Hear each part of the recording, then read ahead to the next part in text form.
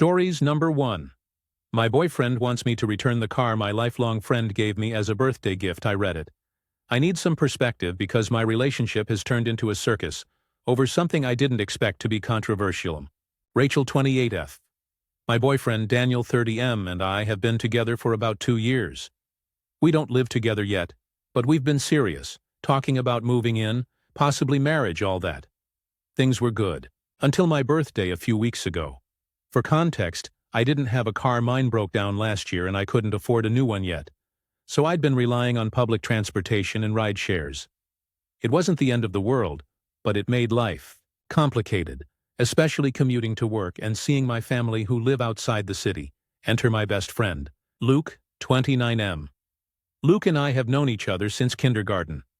He's like the brother I never had, except I do have a brother, Mike, 31M, and the three of us grew up glued at the hip.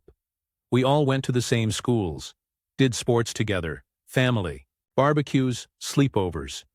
You name it. My parents think of Luke as another son, and he's been at every holiday since I can remember.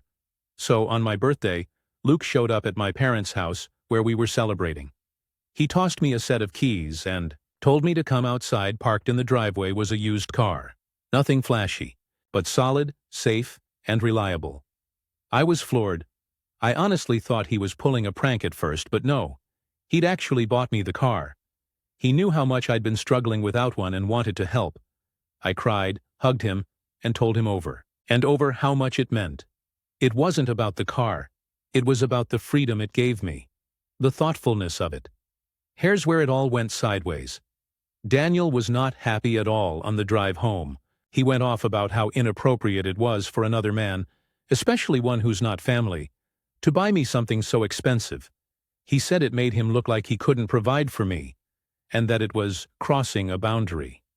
He demanded I return it, but here's the thing. Luke didn't want me to return it. When I called him later, a little embarrassed, he laughed and said, "Rach, if you don't want it, sell it, but I'm not taking it back. It's yours now." My parents and brother agree with him. It's not weird, it's just Luke being Luke. That's who he is. Daniel, though, has doubled down. He refuses to even sit in the car. When we went out to dinner with some mutual friends, he brought it up and several of them agreed with him, saying it was strange and inappropriate. Now I feel like I'm in the middle of a tug of war. I've told Daniel I'm not giving the car back because 1, I need it, and 2, it would hurt Luke's feelings. But Daniel says if I respected our relationship, I would return it. So, Reddit. What do I do? Am I insane for thinking this isn't that big of a deal? Update. 1. 3 weeks later. First off, thank you for all the comments. I read through so many, and honestly, it helped me feel less crazy. A lot of you pointed out that this isn't about the car. It's about control and insecurity that really stuck with me. So, some developments. Daniel and I had several fights about the car each time. I told him the same thing. I'm keeping it.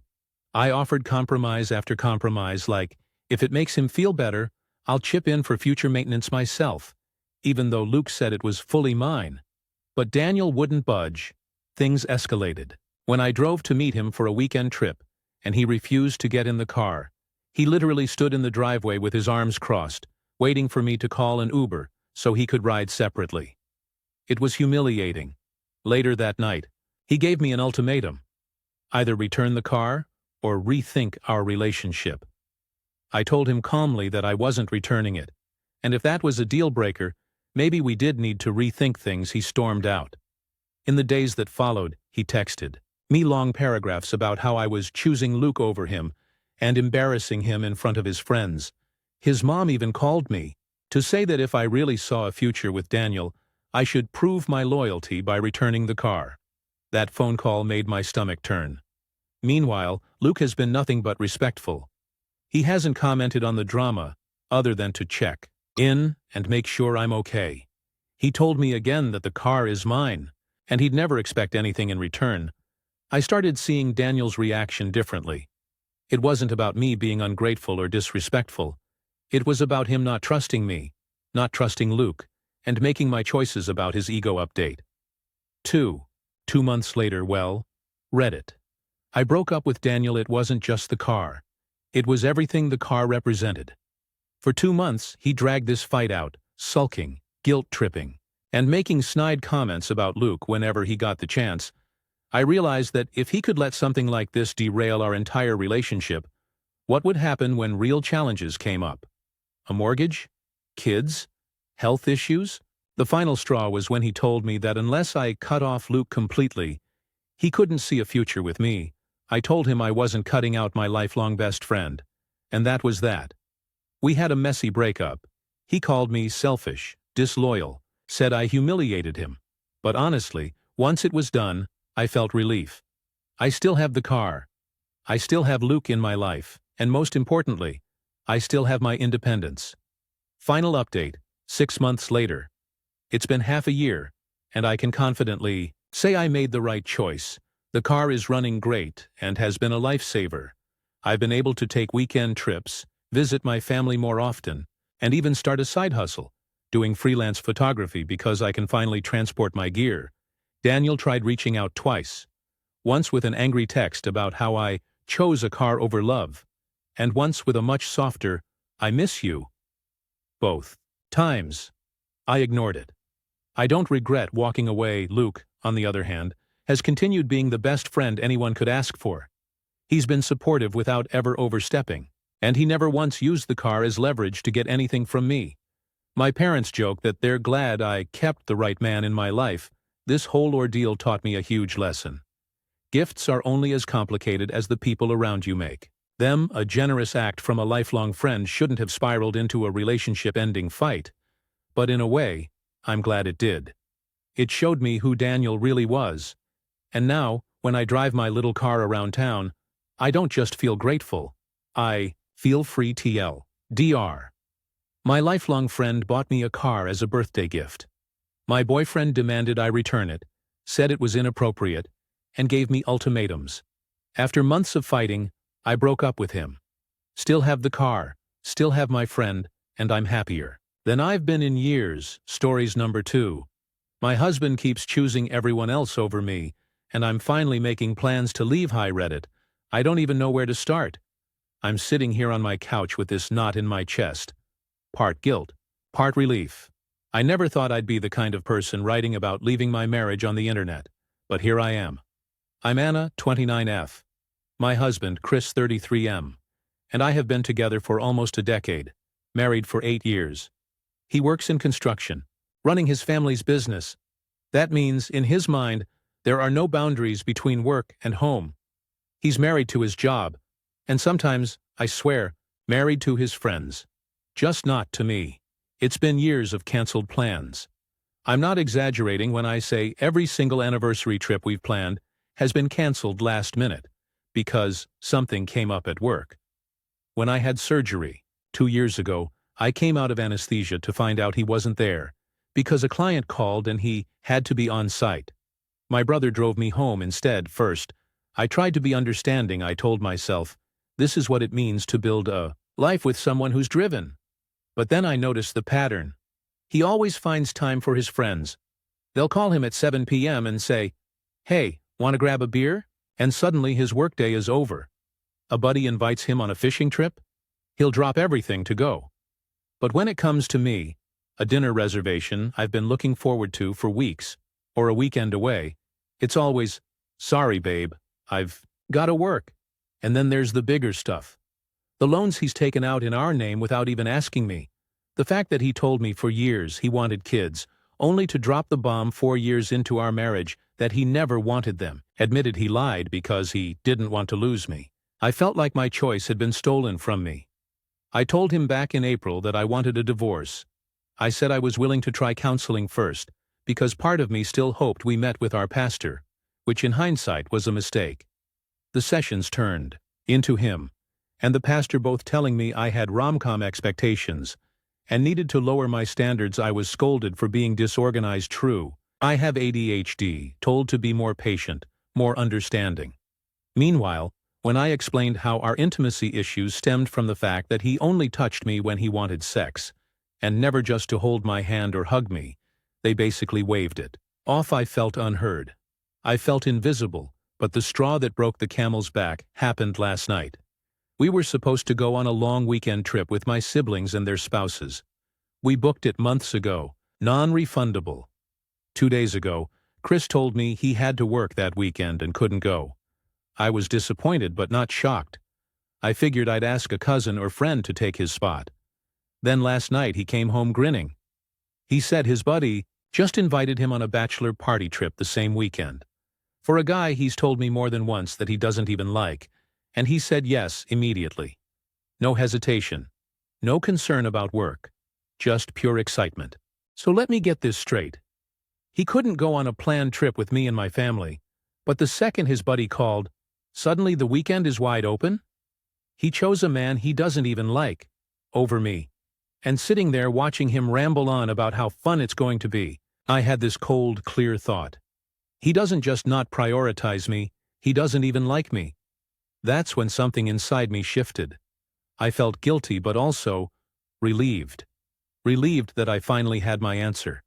This marriage is over. I don't know exactly how or when I'm leaving, but I'm making my plans. I don't want to waste another decade waiting for a man who will never choose me. Update 1. 2 weeks later, a lot has happened since I first posted. I didn't expect this to blow up the way it did.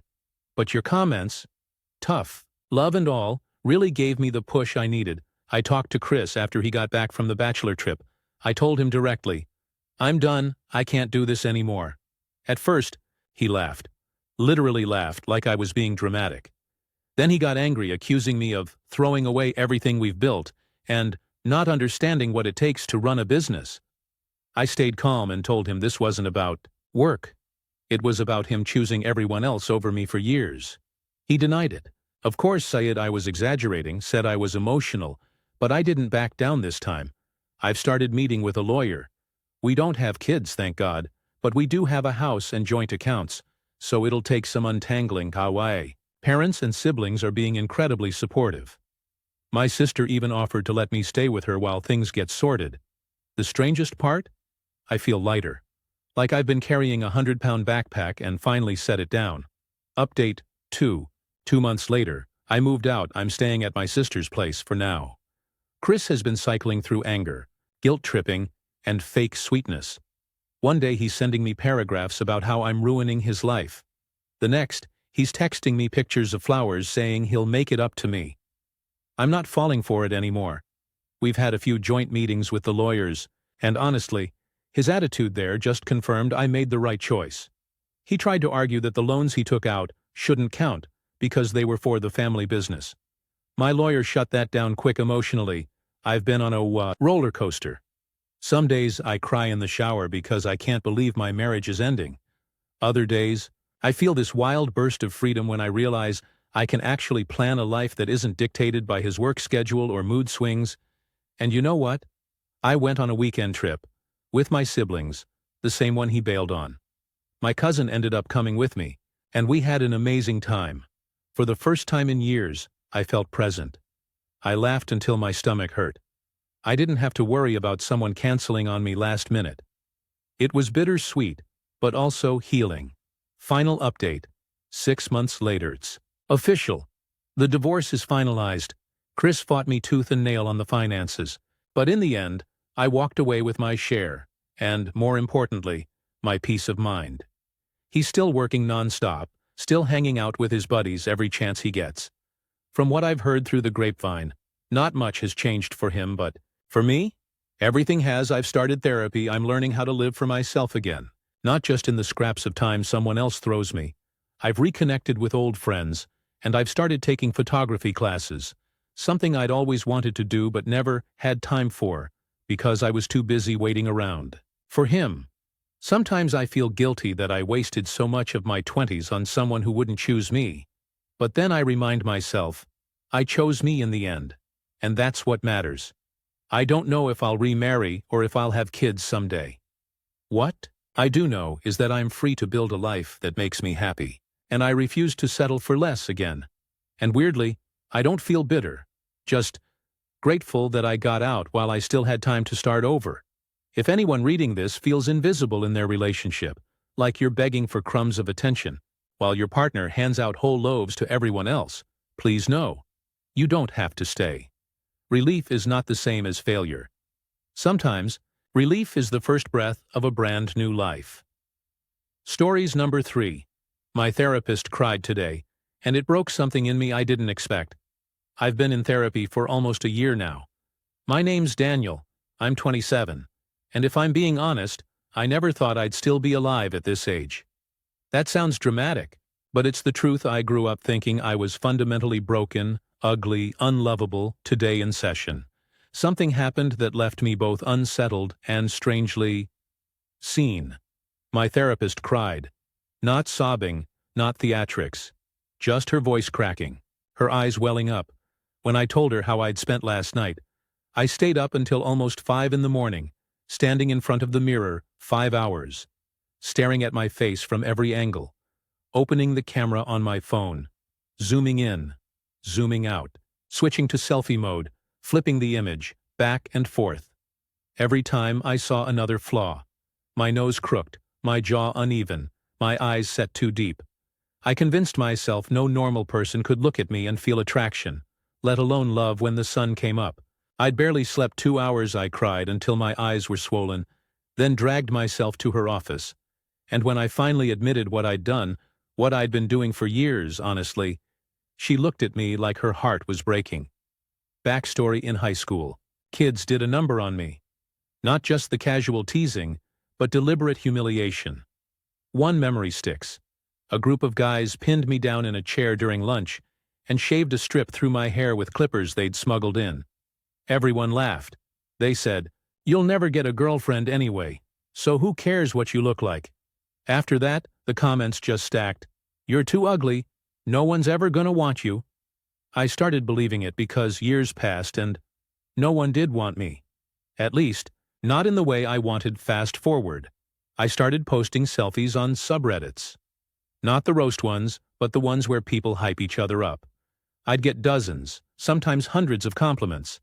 Handsome, cute smile, would totally date you. But instead of feeling good, it felt worse. My brain said, they're lying. They have to be lying. Mods would ban them if they told the truth. So in therapy, when she says, "Why don't you believe me when I tell you you're not ugly, but you believe those kids from high school?" I can't answer. It's not about belief. It's about proof. And the proof is, I've been alone my whole life. No girlfriend, no dates that led anywhere. If I were truly attractive, wouldn't somebody have seen it by now? That's when I told her the line that made her cry. I'd rather have a brutal, honest opinion than a beautiful lie. Update. 1. A week later. I've been turning this session over in my head non-stop. Part of me is ashamed that I made her cry. Therapists are supposed to have boundaries, right? But another part of me felt something I haven't felt in a long time. Like my pain actually mattered to someone. This week, she pushed me to stop mirror checking. Not forever, just as an experiment. No mirrors, no selfies. For 7 days. It was hell. I kept catching myself walking toward the bathroom mirror without thinking. But on day 4, something weird happened. I went to the grocery store, and the cashier smiled at me. Just a normal, friendly smile. Normally I'd go home and dissect it. Was she laughing at me? Was she pitying me? But without the mirror constant in my head, I just let it be. I'm not saying I suddenly felt handsome, but I felt human. That was new. Update 2. 2 months later. Therapy has gotten harder. Digging into the high school trauma, reopened wounds I didn't even know were still bleeding. For the first time, I admitted out loud that I think about ending it. Not in a crisis way, not like I had a plan, but the thought sits there like a shadow. If I'll always be alone, what's the point? Instead of panicking, she leaned in and said, "Daniel, thank you for trusting me with that." She didn't make me feel crazy or broken. We talked safety plans, sure, but she also reminded me, being alone doesn't mean being worthless. She gave me homework. Write down 3 things each day that I am besides ugly or unlovable. The first week, I struggled. I wrote stuff like, I pay rent on time, or I fed the cat. But over time, I started writing things like, I made my coworker laugh. I helped my neighbor jumpstart her car. Tiny things, but real. I still hate the mirror most days. But I'm starting to see myself as more than the mirror. Final update. 6 months later. This feels surreal to type, but I'm dating someone.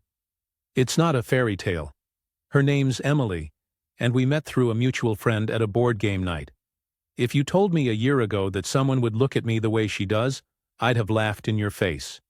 The first time she touched my hand, I flinched like I'd been burned, because part of me still couldn't believe it was real.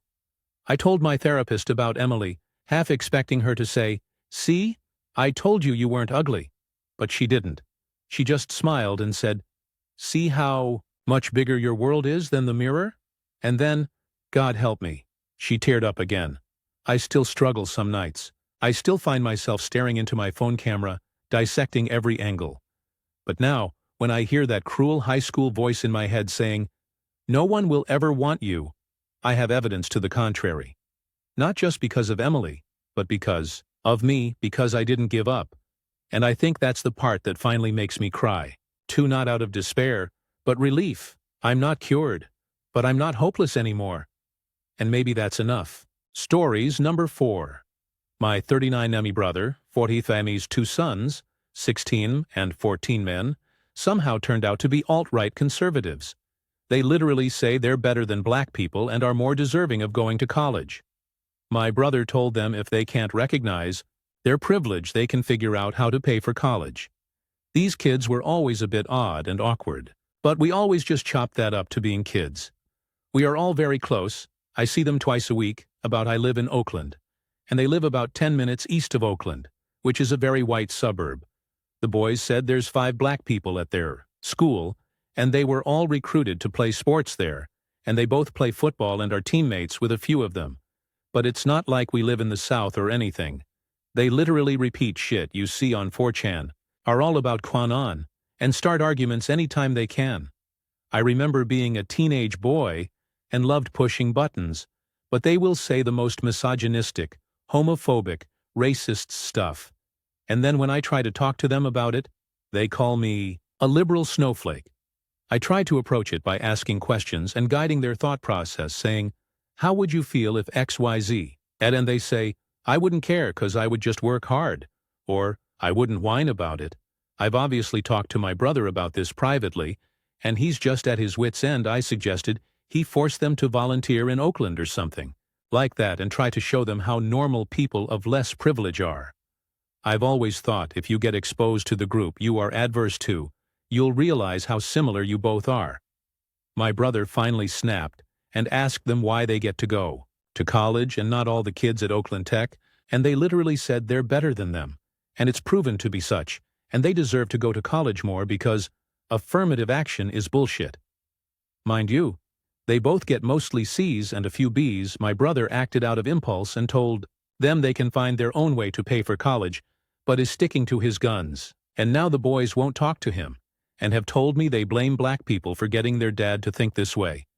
I am shocked by their behavior, but feel my brother's decision will just push them further down this path. It's okay for them to be Republican. Hell, if they were just Trump supporters, I feel like they could make it work to just avoid certain conversations. But it feels like they're steps away from becoming Nazis. Any advice? TLDR. Nephews have turned into alt-right bigots, and brothers said if they can't recognize their privilege, then they do relevant comments. Commenter 1. Tell your brother that he is the man. These kids will get a firm reality check in their coming years. If they don't change their outlook on life and society, sounds like they are headed down a destructive path. And fast. They are 16 and 14. They need their dad and will soon be begging for his help, if he himself doesn't budge. If he does, they know they can get away with this. Best tell him to stand his ground. Reply, that's what I said to him at first, like, maybe should have threatened something smaller, because if he doesn't follow through with this, it'll be an empty threat, and they won't take him seriously. Commenter 2. So I assume from the bit about the kids getting recruited to their school for sports, that they're in a private school. So step 1 would be send them to public school. They'll get worse at first, seeing a large sample size with a spectrum of behavior from their peers of color, but they'll see it from white kids as well, and they'll see plenty of counterexamples in the non-white kids. Eventually there will be so many exceptions to their standard view that it will hollow out. Like a Swiss cheese of racist naivety. Step 2 is no more allowance, cars, luxuries, whatever else he is giving them. They want to earn and be better than others? Cool, go get shit jobs in fast food. The best route would be to work under managers who are not white. I think this is better than volunteering because when you volunteer with disadvantaged communities, it's challenging not to look down on them and reinforce the views they have. Actually, those are steps 2 and 3. Step 1 is to cut them off from the internet trade in the smartphones for flip phones, parental controls on the computers, and move any computers out of their bedrooms. He needs to treat this like you'd treat a 10-year-old who's been caught with internet porn ads for college. If they want to go, they should pay their own way. That means debt, work during school, and a higher DTI ratio after graduating. So far they have been the recipients of others' work, and deceived themselves into believing they have earned it, or deserve it. Let them see what they can earn without daddy's help.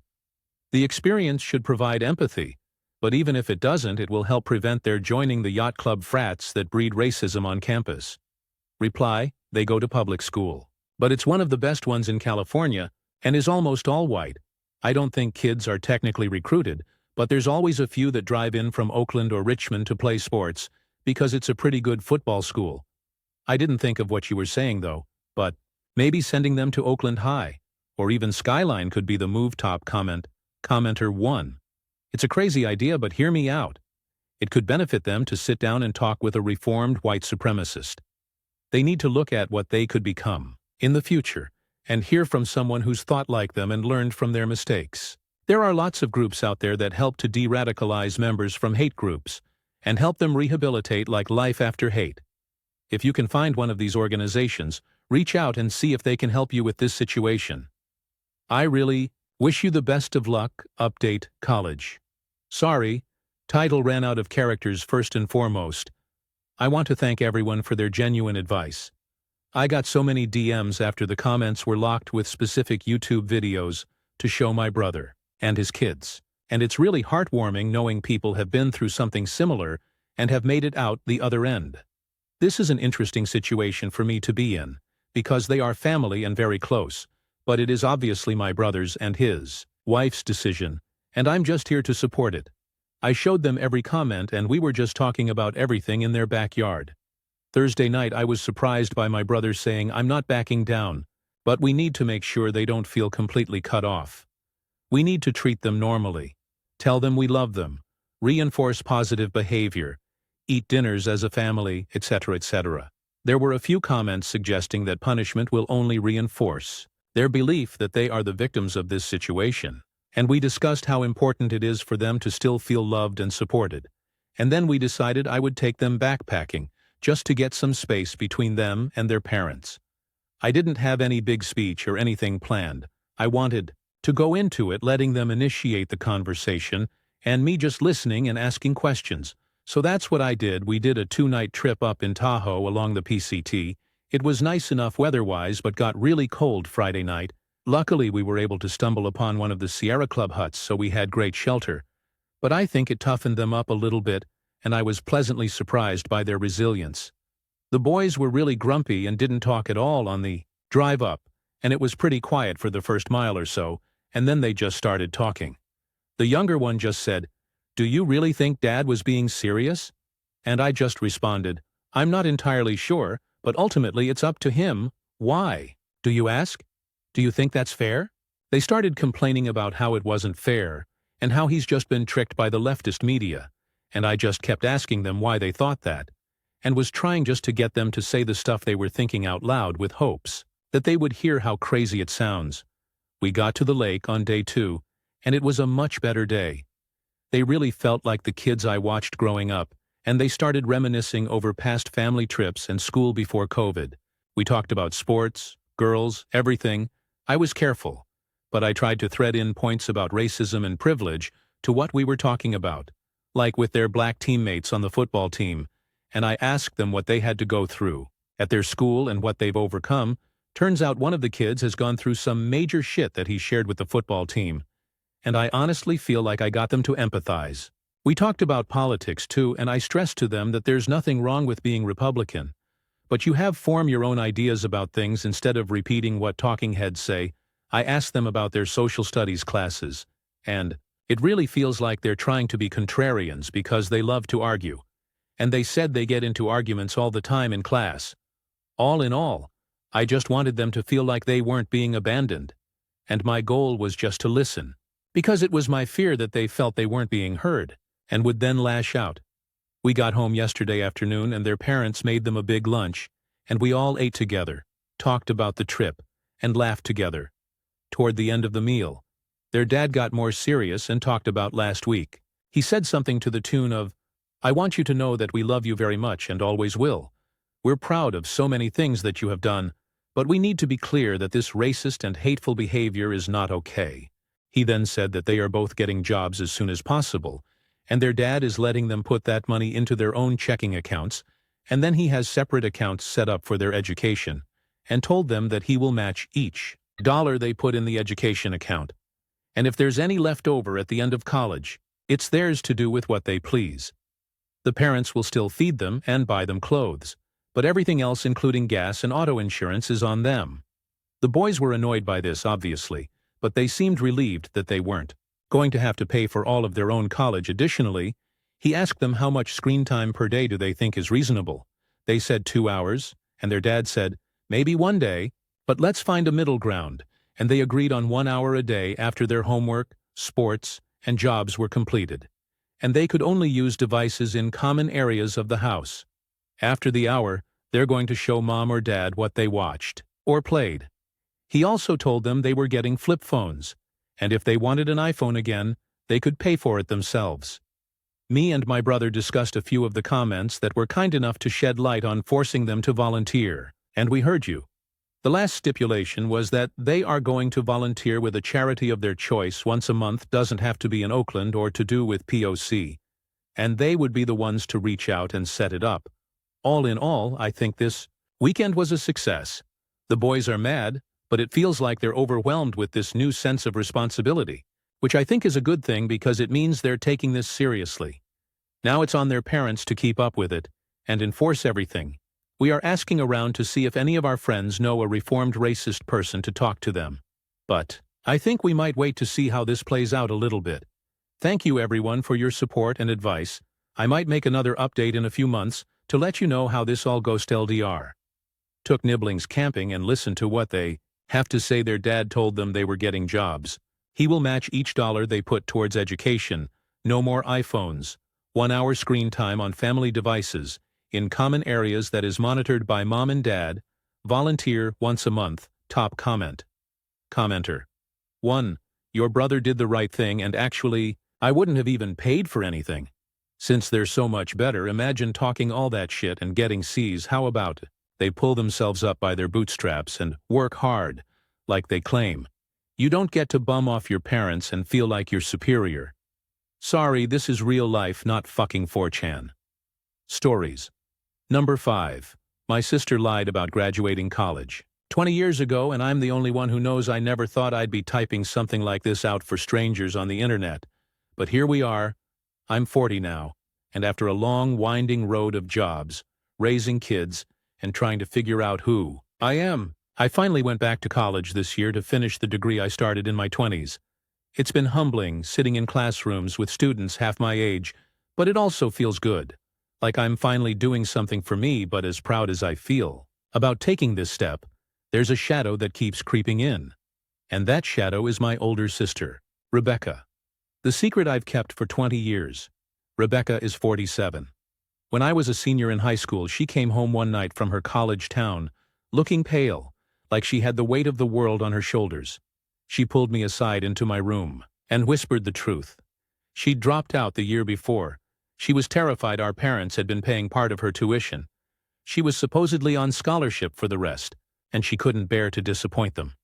She begged me not to say anything. I was 17, and she was my big sister, the one I looked up to, the one who'd driven me to football games and helped me sneak beers past Dad's rules.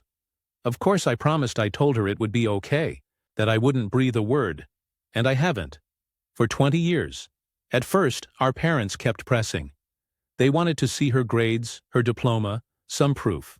She always had an excuse. The paperwork got delayed, the school had a backlog. She left it. In her apartment eventually, they stopped asking. Instead, they started bragging. "Oh, our Rebecca graduated with honors. She's the first in our family with a 4-year degree." It became a family legend. The proudest thing my parents ever told neighbors, relatives, church friends. Meanwhile, I was in the corner, biting my tongue so hard I swear I drew blood some nights.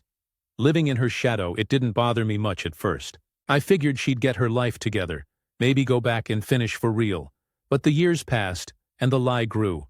Rebecca started having other problems. Bad relationships, money issues, little white lies that ballooned into bigger ones. I always knew more than my parents did because she confided in me and I kept covering for her. But the college lie? That's the one that stuck. Because my parents never stopped holding it up like a trophy. They'd compare me to her constantly. She really made something of herself. You should follow her example. Her degree opened so many doors, except it didn't. She never worked in her degree field. She bounced around jobs just like I did. Yet somehow, the imaginary diploma gave her this halo in their eyes. And me? No matter what I did, raising 2 kids, buying my own house, working my way up in my company, I was always the disappointment. The one who didn't measure up. Even now, when I told them I'd re-enrolled in college, my mom chuckled and said, "Well, it won't be as valuable as Rebecca's degree, but it's still nice you're trying." That stung so deep I had to excuse myself from the table before I said something I'd regret. Why, I'm tempted to spill. I've been carrying this truth for 2 decades. At first, it was to protect my sister. Now, if I'm brutally honest, part of me just wants to tell them out of spite. I want them to see that their golden child built her pedestal out of cardboard. I want them to stop looking at me like I'm the failure when I'm the one who's been honest about who I am, flaws and all. But here's the problem. I don't think telling them would actually make me feel better. If anything, I'd probably feel worse, because it wouldn't be about setting the record straight. It would be about revenge, and I don't know if I could live with myself, if I nuked my sister's relationship with our parents just to soothe my bruised ego still. Every time they gush about her degree, I feel like screaming, "Update 1. After posting this, I didn't expect so many responses. Reading through them was overwhelming. Some people said I'd be justified in telling.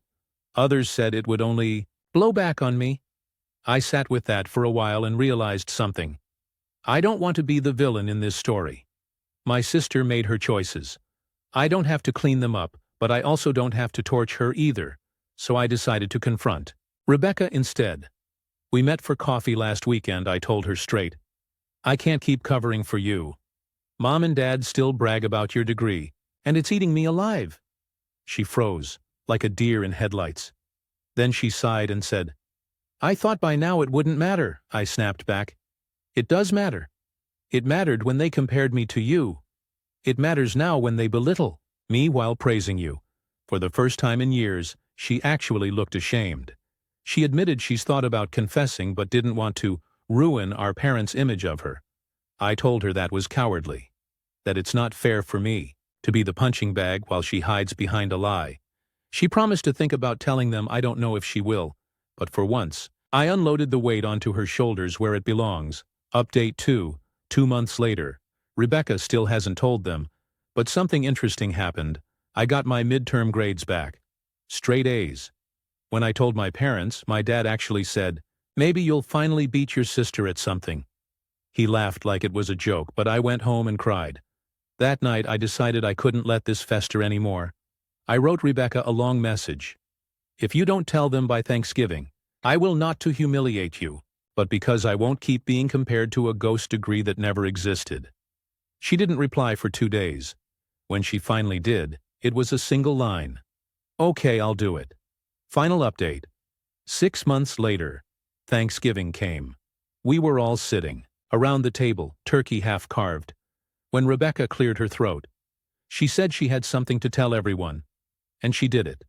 She told our parents she never graduated, that she dropped out junior year, that she lied out of fear and shame. The silence was deafening. Mom's fork clattered onto her plate. Dad just stared at her. Then Mom said, "Why now? Why after all these years? Rebecca's voice cracked. Because I don't want to keep lying, and because I hurt my name by letting them live in my shadow. It wasn't fair. My parents were stunned, but to my shock, they didn't explode. Dad muttered something about wasted money, Mom cried, but within an hour the conversation had shifted. And here's the wildest part. They actually apologized to me. They said they hadn't realized how much their comparisons had hurt. It's not perfect. There's still tension. But for the first time in decades, I feel like I can breathe. Rebecca and I aren't magically healed, but I respect that she finally owned it. And me, I'm going to keep going with my degree. Not to compete with her, not to prove anything to my parents, but because I want it for myself. Stories number 6. My brother-in-law blew up after I told him that helping around the house might actually lead to more intimacy. Okay, I never thought I'd be that person posting about family drama online, but here we are. I'm 42, my husband Mark is also 42. My younger sister Marie is 40, and her husband Colin is 41. We're a pretty close family. Our kids are around the same ages. We do family dinners a couple times a month, holidays together, all that. Mark and Colin golf together sometimes, and Marie and I hang out a lot with the kids, and this past weekend, well, things got heated. The backstory: Mark came home from golfing with Colin last Saturday, and I casually asked how it went. Mark said, fine, but Colin would not shut up about how he and Marie never have sex anymore. It was kind of annoying.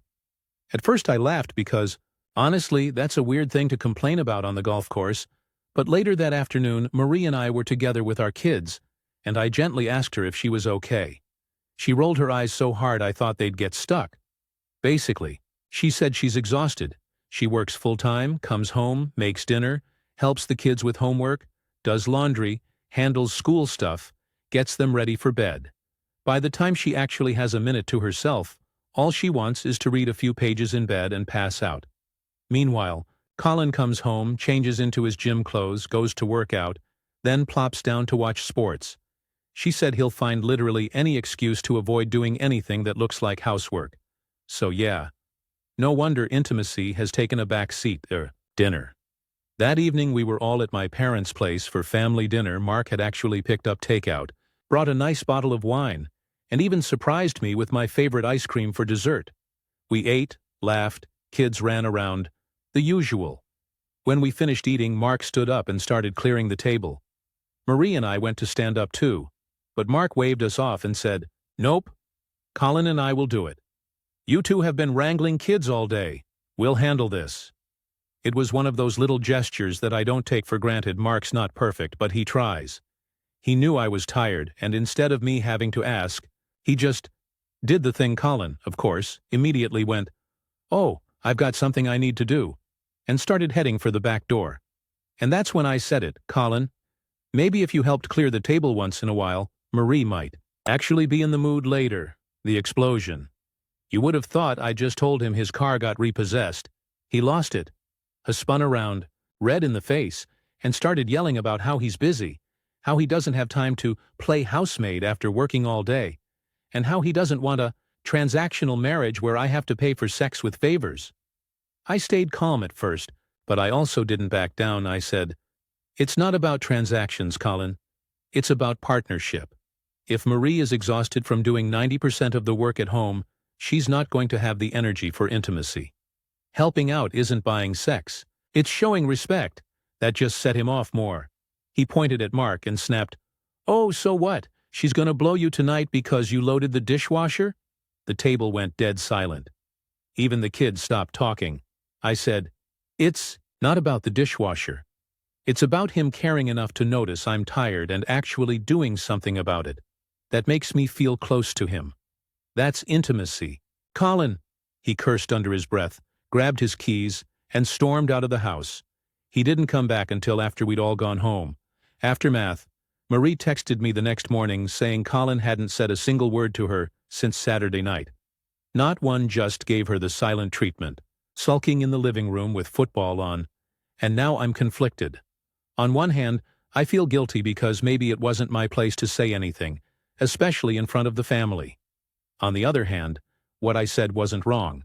If anything, I just said out loud what Marie's been living with for years. Maybe it's the wake-up call he needed, but still. Now Marie's stuck with a sulking husband, and I can't shake the guilt that I lit the match update. 1 week later. So I didn't expect this post to blow up. But a lot of you had opinions. Some people said I was completely right to call Colin out. Others said I overstepped and humiliated him. Honestly, both are kind of true. I went over to Marie's house a few days later. Colin was there, sitting on the couch, still icy. He barely looked at me. Marie pulled me into the kitchen and whispered, "He's furious, but I think you might have actually gotten through to him." Apparently, after sulking for 3 days, he finally muttered something like, "I work hard too, but maybe I could help more," which is the closest thing to accountability I've ever heard come out of his mouth.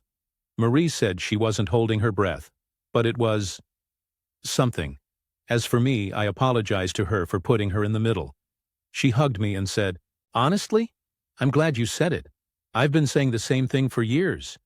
Maybe hearing it from someone else will finally make him see it." Update 2. 1 month later. Things have actually shifted a little. Marie told me Colin has started pitching in just a tiny bit. Like, loading the dishwasher without being asked, putting the kids' backpacks by the door at night. Nothing groundbreaking, but still more than before. She admitted that after that dinner, they had their first real fight in years about intimacy and housework. And instead of brushing her off, Colin actually listened. It wasn't pretty, but she said it felt like progress. Colin still won't really talk to me directly. At Thanksgiving, he barely made eye contact. But I'm okay with that. I didn't say what I said for his sake. Final update. 6 months later, well, I didn't expect to still be writing about this, but here we are. Marie called me last week, almost giddy. She said she and Colin have been in couples counseling since January. He finally agreed after she gave him an ultimatum. Either they get professional help, or she was done. And get this. Apparently, the therapist told Colin almost word for word what I'd said at dinner, that intimacy doesn't magically appear when one partner is exhausted and carrying the entire household. That being an equal partner creates emotional closeness, which naturally leads to more physical closeness. Marie told me they've actually been doing better. She said it's not perfect, but Colin's making an effort. She feels seen. They've been more affectionate. Even their kids have noticed that Mom and Dad aren't fighting as much. As for me, I don't regret saying what I said anymore. It was messy, it caused a blow-up, but maybe it was the push they needed. Colin and I still aren't exactly best friends. He's civil, but distant. That's fine. I can live with being the bad guy in his eyes if it means my sister's marriage has a shot at being healthier. Sometimes the truth is uncomfortable. Sometimes it burns, but sometimes it clears the air so you can finally breathe again. Stories number 7. My BF M25 won't ask for my hand, and my dad M48 is staging a family boycott my wedding. Is my boyfriend being selfish? I've been with my boyfriend M25 for 3 years. We both just finished school, and are finally ready for marriage. He proposed last week, and I happily said yes. I could not be happier. I love him, and he is going to be an awesome dad someday. But my BF is very new school, and my dad is kind of old school. My dad was beyond mad that my boyfriend did not ask my dad for my hand before proposing. My dad said he was willing to hear my boyfriend's apology if my boyfriend formally asks for my hand at a dinner that my dad said he will pay for at the restaurant of my boyfriend's choosing. My dad feels like he is being very accommodating. He will bring my boyfriend's favorite wine to celebrate. I spoke to my boyfriend last night and he won't budge. He doesn't believe in that tradition. My boyfriend showed me an article online where a Pakistani woman was stoned to death outside a courthouse because she married a man against her family's wishes. This just happened. My boyfriend, who witnessed his father be abusive with his mom as a child, has always felt strongly that women are not property. He thinks the tradition of asking for her hand is repulsive. His point is that he's met my whole family and gotten to know them. He says they have always known his intentions, and he never made it secret that he was in love with me and wanted to marry me and have children. He feels he was done enough to announce his intentions, and all of them seemed to approve of him. He says that at this point he only needs my approval to marry him, and nobody else's. So yesterday, my mom told me that my dad, who is not even speaking to me because I won't set my foot down with my boyfriend, is calling the whole family and telling them to not attend my wedding. My mom says that my boyfriend is the one treating me like property by not letting me have a say in his decision to not observe a tradition that my two older sisters' husbands observed. I told my mother that I understand where my boyfriend is coming from, and that I have decided to do away with the tradition of him asking for my hand. So my mother is obviously mad and said that I should be ready for serious consequences. I asked her what, and she would not say. But from talking to my sister, she said that they would blackball us from all family gatherings. My two sisters and my mom have told me my boyfriend is being selfish. The wedding is set for August 9th. I'm worried that nobody in my family will attend my wedding. Edit. I'm getting some comments about my boyfriend asking for my parents' blessing instead of permission, knee or hand. I just can't see the difference. There might be one, but I don't see it. Is there a big difference? Till. Doctor. My boyfriend won't ask my dad for my hand in marriage, and my parents is having my family boycott my wedding and threatening other consequences. Relevant comments. Thanks for the congrats and comment. I was just thinking as I read some comments here. One comment said that my parents should not have staged the boycott either way. So maybe the boycott signals something more than just my father wanting to be included in some way. I don't know. I'm now worried that the boycott and calling all my relatives signals more controlling issues that my dad has that I never noticed before.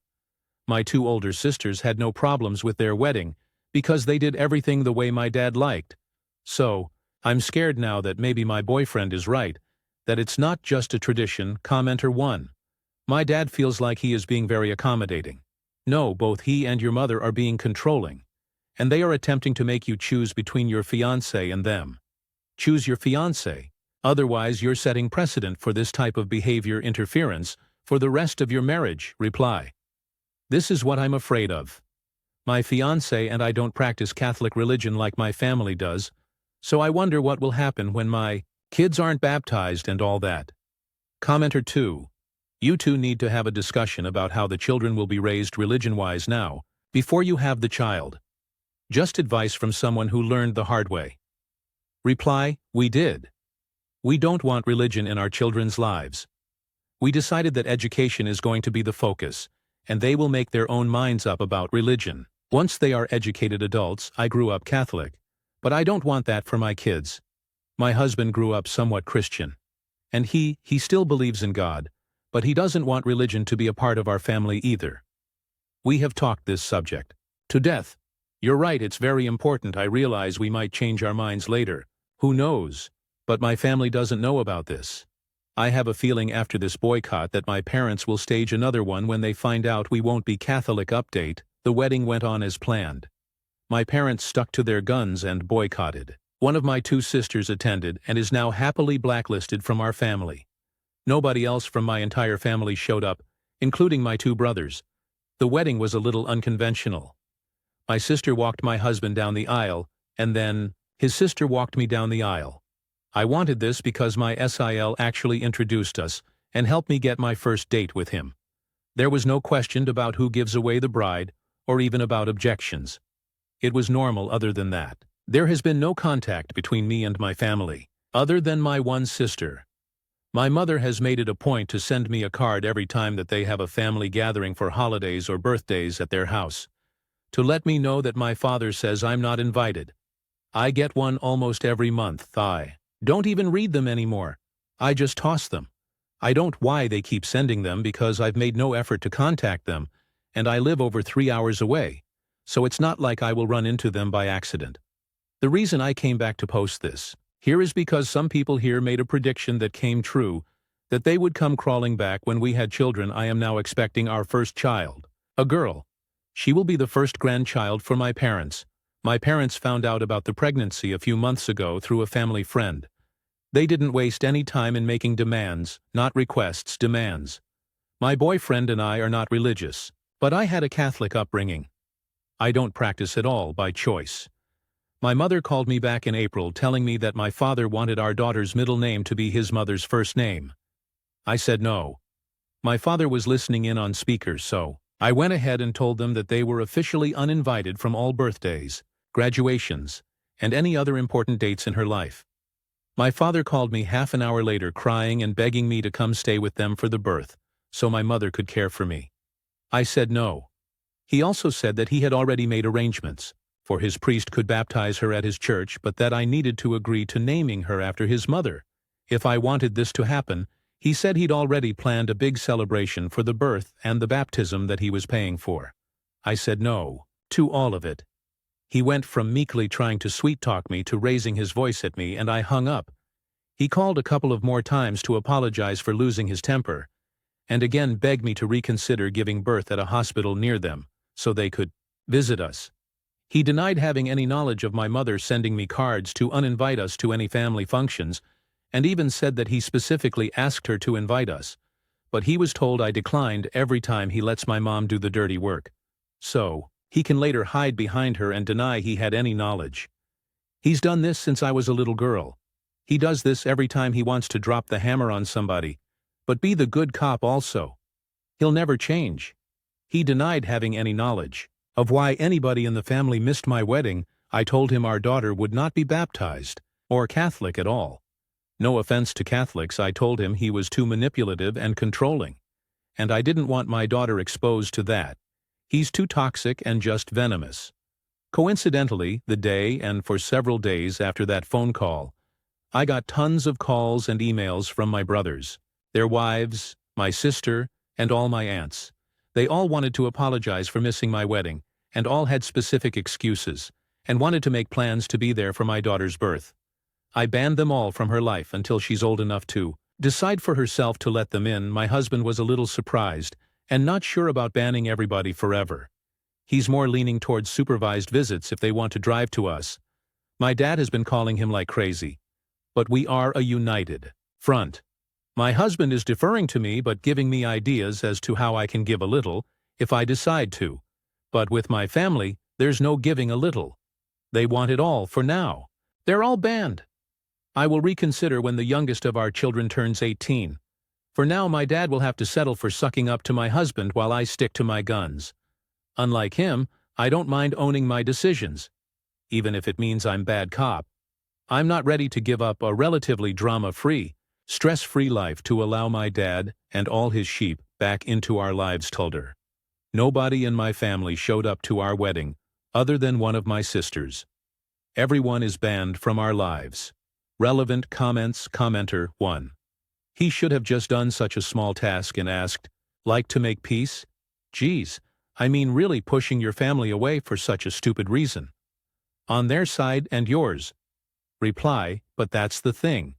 After that one small task, they would want to name my daughter. Another small task, then they would ask I go have the baby near them. Another small task, then have her baptized by their priest. Then they pick her school. Then they make life decisions for her like they tried with me and my siblings. All small task soup, replying to a downvoted comment that things have gone too far and to make amends for their daughter. I guess I would tell you that not everything fits in the oversimplification in your comment. My daughter will be better off without a full family of manipulative, controlling and abusive people or people who condone such behavior. After years of abuse, I was glad my husband decided my dad's demand that he ask permission to marry me was too antiquated. The original conflict that caused this rift was years of abuse and manipulation. I chose to burn bridges that needed to go. Otherwise, I would never be free to make my own decisions about my own life without consulting with my dad at every turn. Stories number 8. I regularly ignore and don't pay small medical bills, and I don't feel bad about it. I'm not sure if this is a confession, a rant, or just me needing to get this off my chest. Maybe all three, to be blunt. I hate this country's medical system with a burning passion. Hate it. I think it's predatory, broken, and designed to make people feel powerless. My insurance is expensive but still garbage. It barely covers anything, and even when it does, it feels like I'm being nickeled and dimed to death. So at some point, I just stopped playing their game. The beginning. The first time this happened was about 6 years ago. I had a weird rash on my arm and couldn't get in to see my primary for weeks, so I went to urgent care, paid my $50 copay on the spot, got looked at for 10 minutes, and was sent on my way with a probably allergic reaction, use hydrocortisone. A month later I get a bill in the mail for a $187 facility fee, plus some lab tests they apparently ran without asking me. I remember staring at the paper thinking, I paid my copay, I paid my insurance premium, I waited 2 hours for a doctor to glance at my arm for 5 minutes, and now I'm supposed to cough up another $187 for what exactly? I was pissed. So I did nothing, I threw it away. A few weeks later, I got the final notice letter. Then a few months later a collection agency started calling me. I ignored that too. And you know what happened? Nothing. My credit score never dropped. Nobody came after me. The calls eventually stopped. It just disappeared, realizing the game. That was the moment I realized.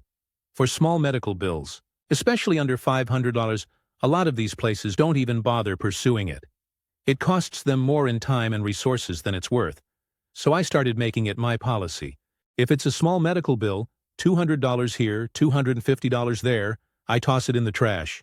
They send it to collections? I ignore it. I don't pick up the phone. I don't argue. I don't acknowledge it at all.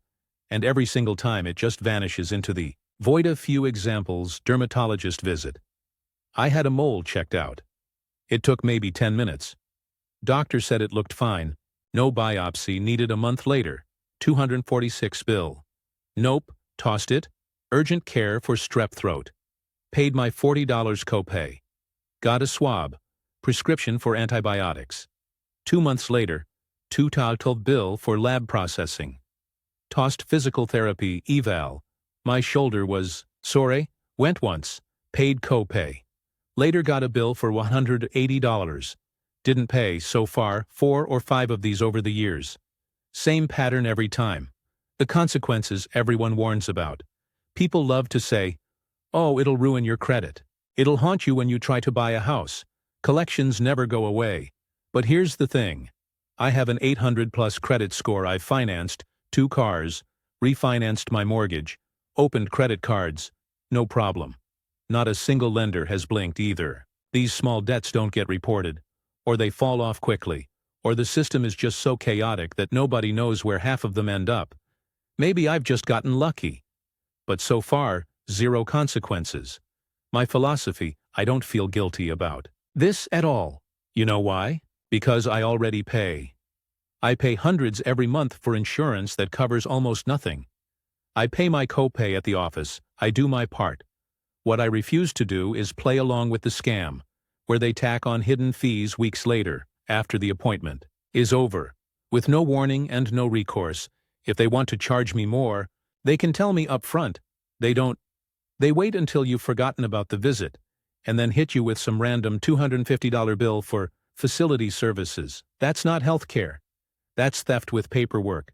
So no, I don't lose sleep tossing those bills. I actually feel like I'm reclaiming a little dignity in a system designed to strip it away. Edit 1, a bunch of people in the comments are saying, this will catch up with me eventually. Okay, maybe? But it's been years and nothing's happened. If you're so terrified that a $200 medical bill is going to ruin your life, then honestly, you've been brainwashed. That fear is exactly what they count on to keep people paying. Sorry if that sounds harsh, but I mean it. I'm not going to let a broken system scare me into compliance. Edit 2. To clarify, I'm not ignoring all medical bills. If it's something major, if I go to the hospital for an actual emergency, I deal with it. But these little surprise charges? No. Also, a lot of people have asked if doctors refuse to see me again after I stiff them. Maybe I don't know, I don't care. There are plenty of providers. If one doesn't want me back, I'll find another. Healthcare is not some sacred relationship where I owe eternal loyalty to a doctor who billed me unfairly. It's a service. If you treat me like a mark, I'll walk away. This thread has been eye-opening.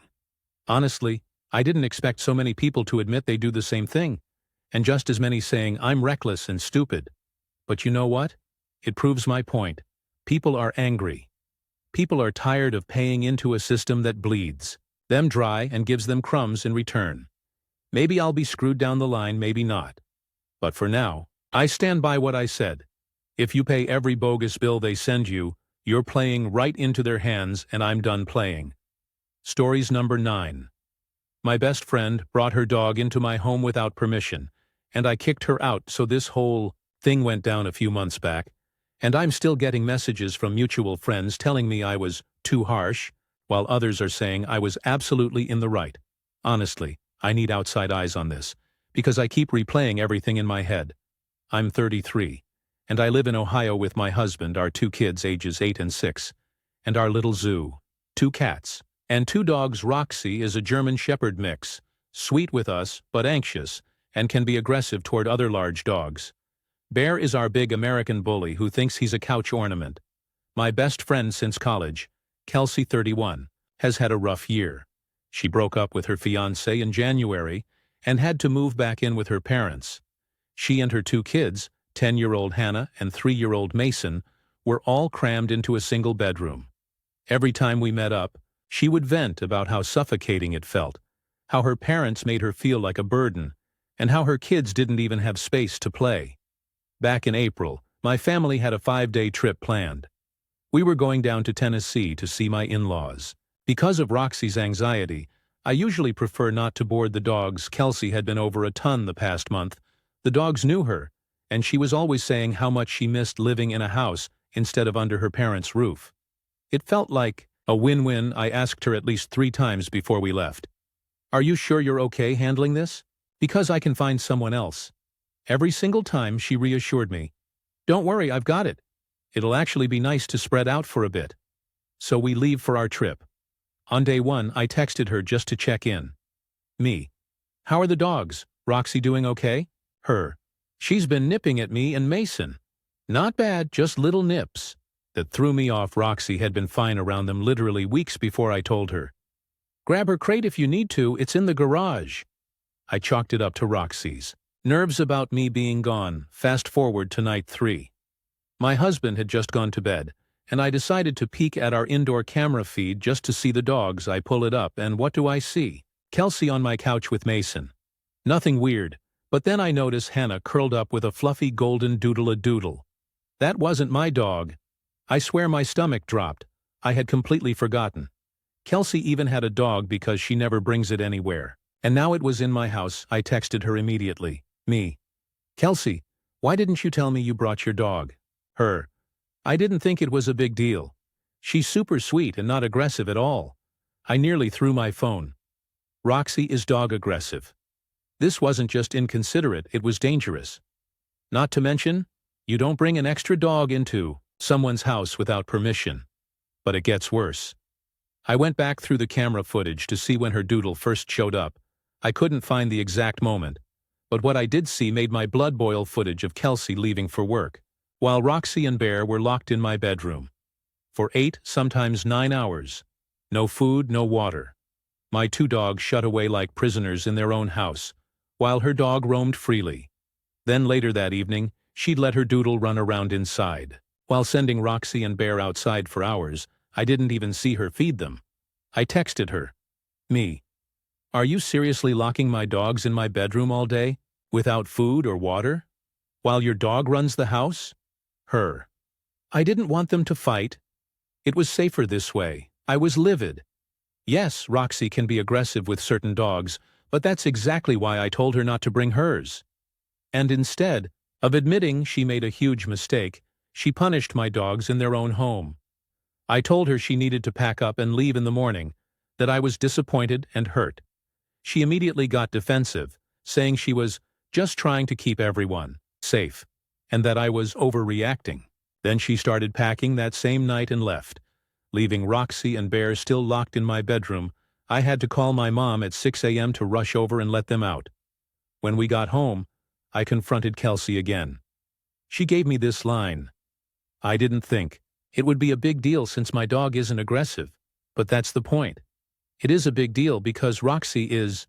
She risked her kids, her dog, and my dogs, and she treated my animals like they didn't matter in their own house. Now here's where it gets messy.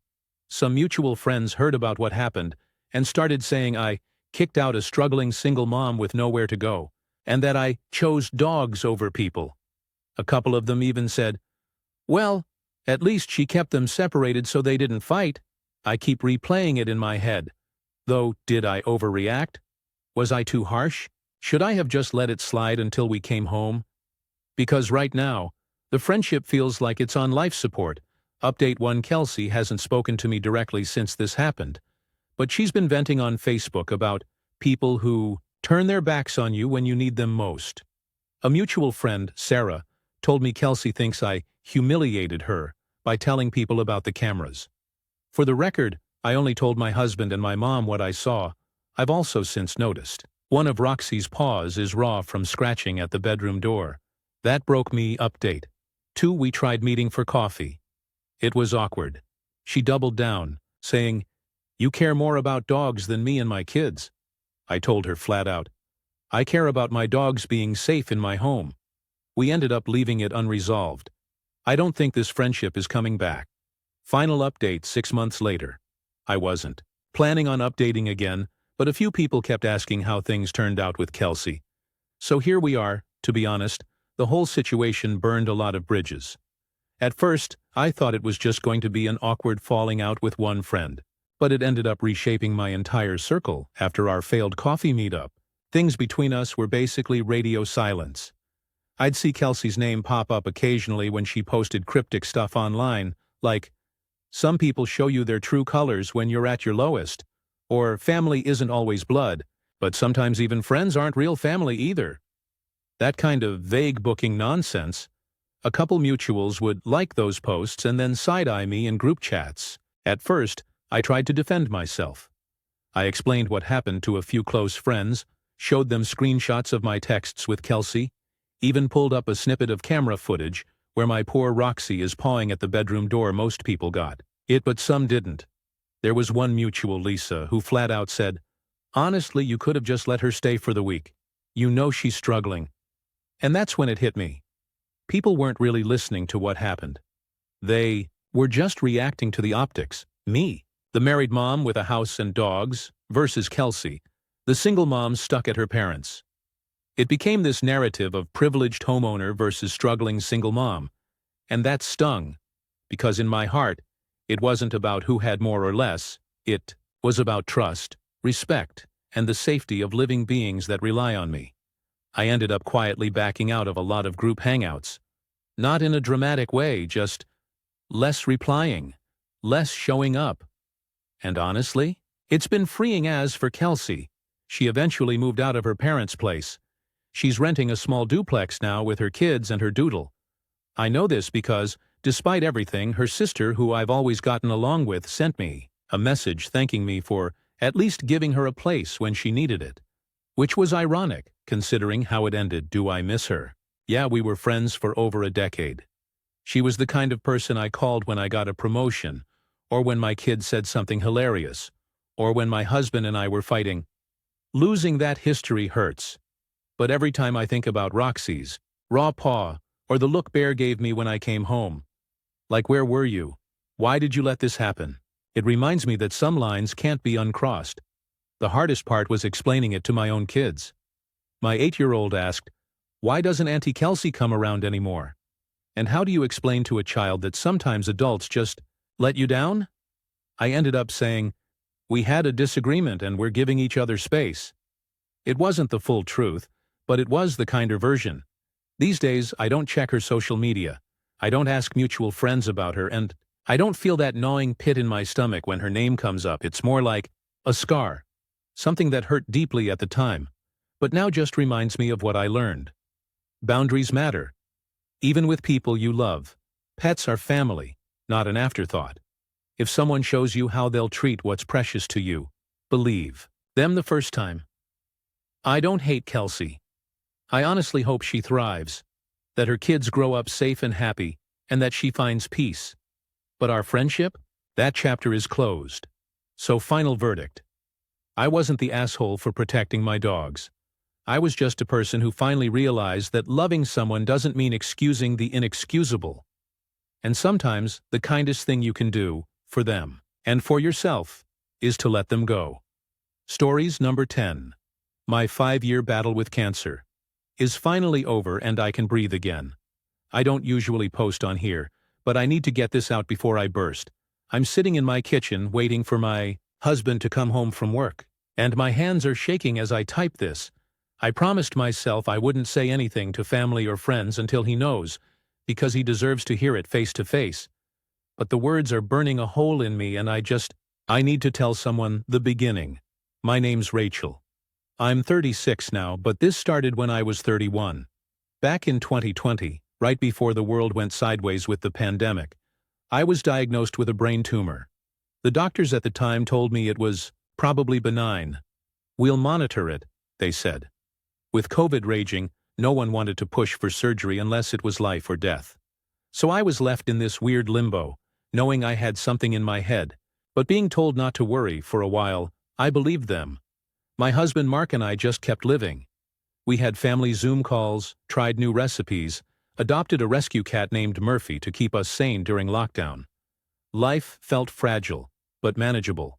Then, in early 2023, I had a routine scan that changed everything.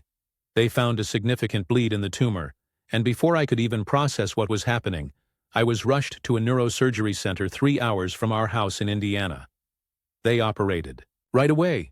When I woke up, Mark was there holding my hand, looking like he hadn't slept in days. That was the moment I found out the tumor wasn't benign. It had been cancer all along. The doctors told me they had removed it completely, and my prognosis looked good. They said the chances of recurrence were slim.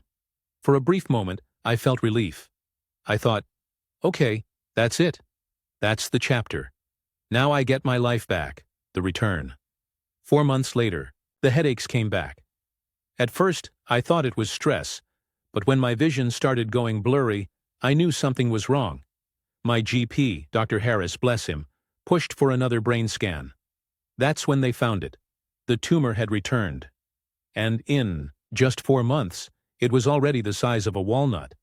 The oncologist, Dr. Patel, told me it would be straightforward to treat a few rounds of oral chemo, maybe some radiation, and I'd be fine.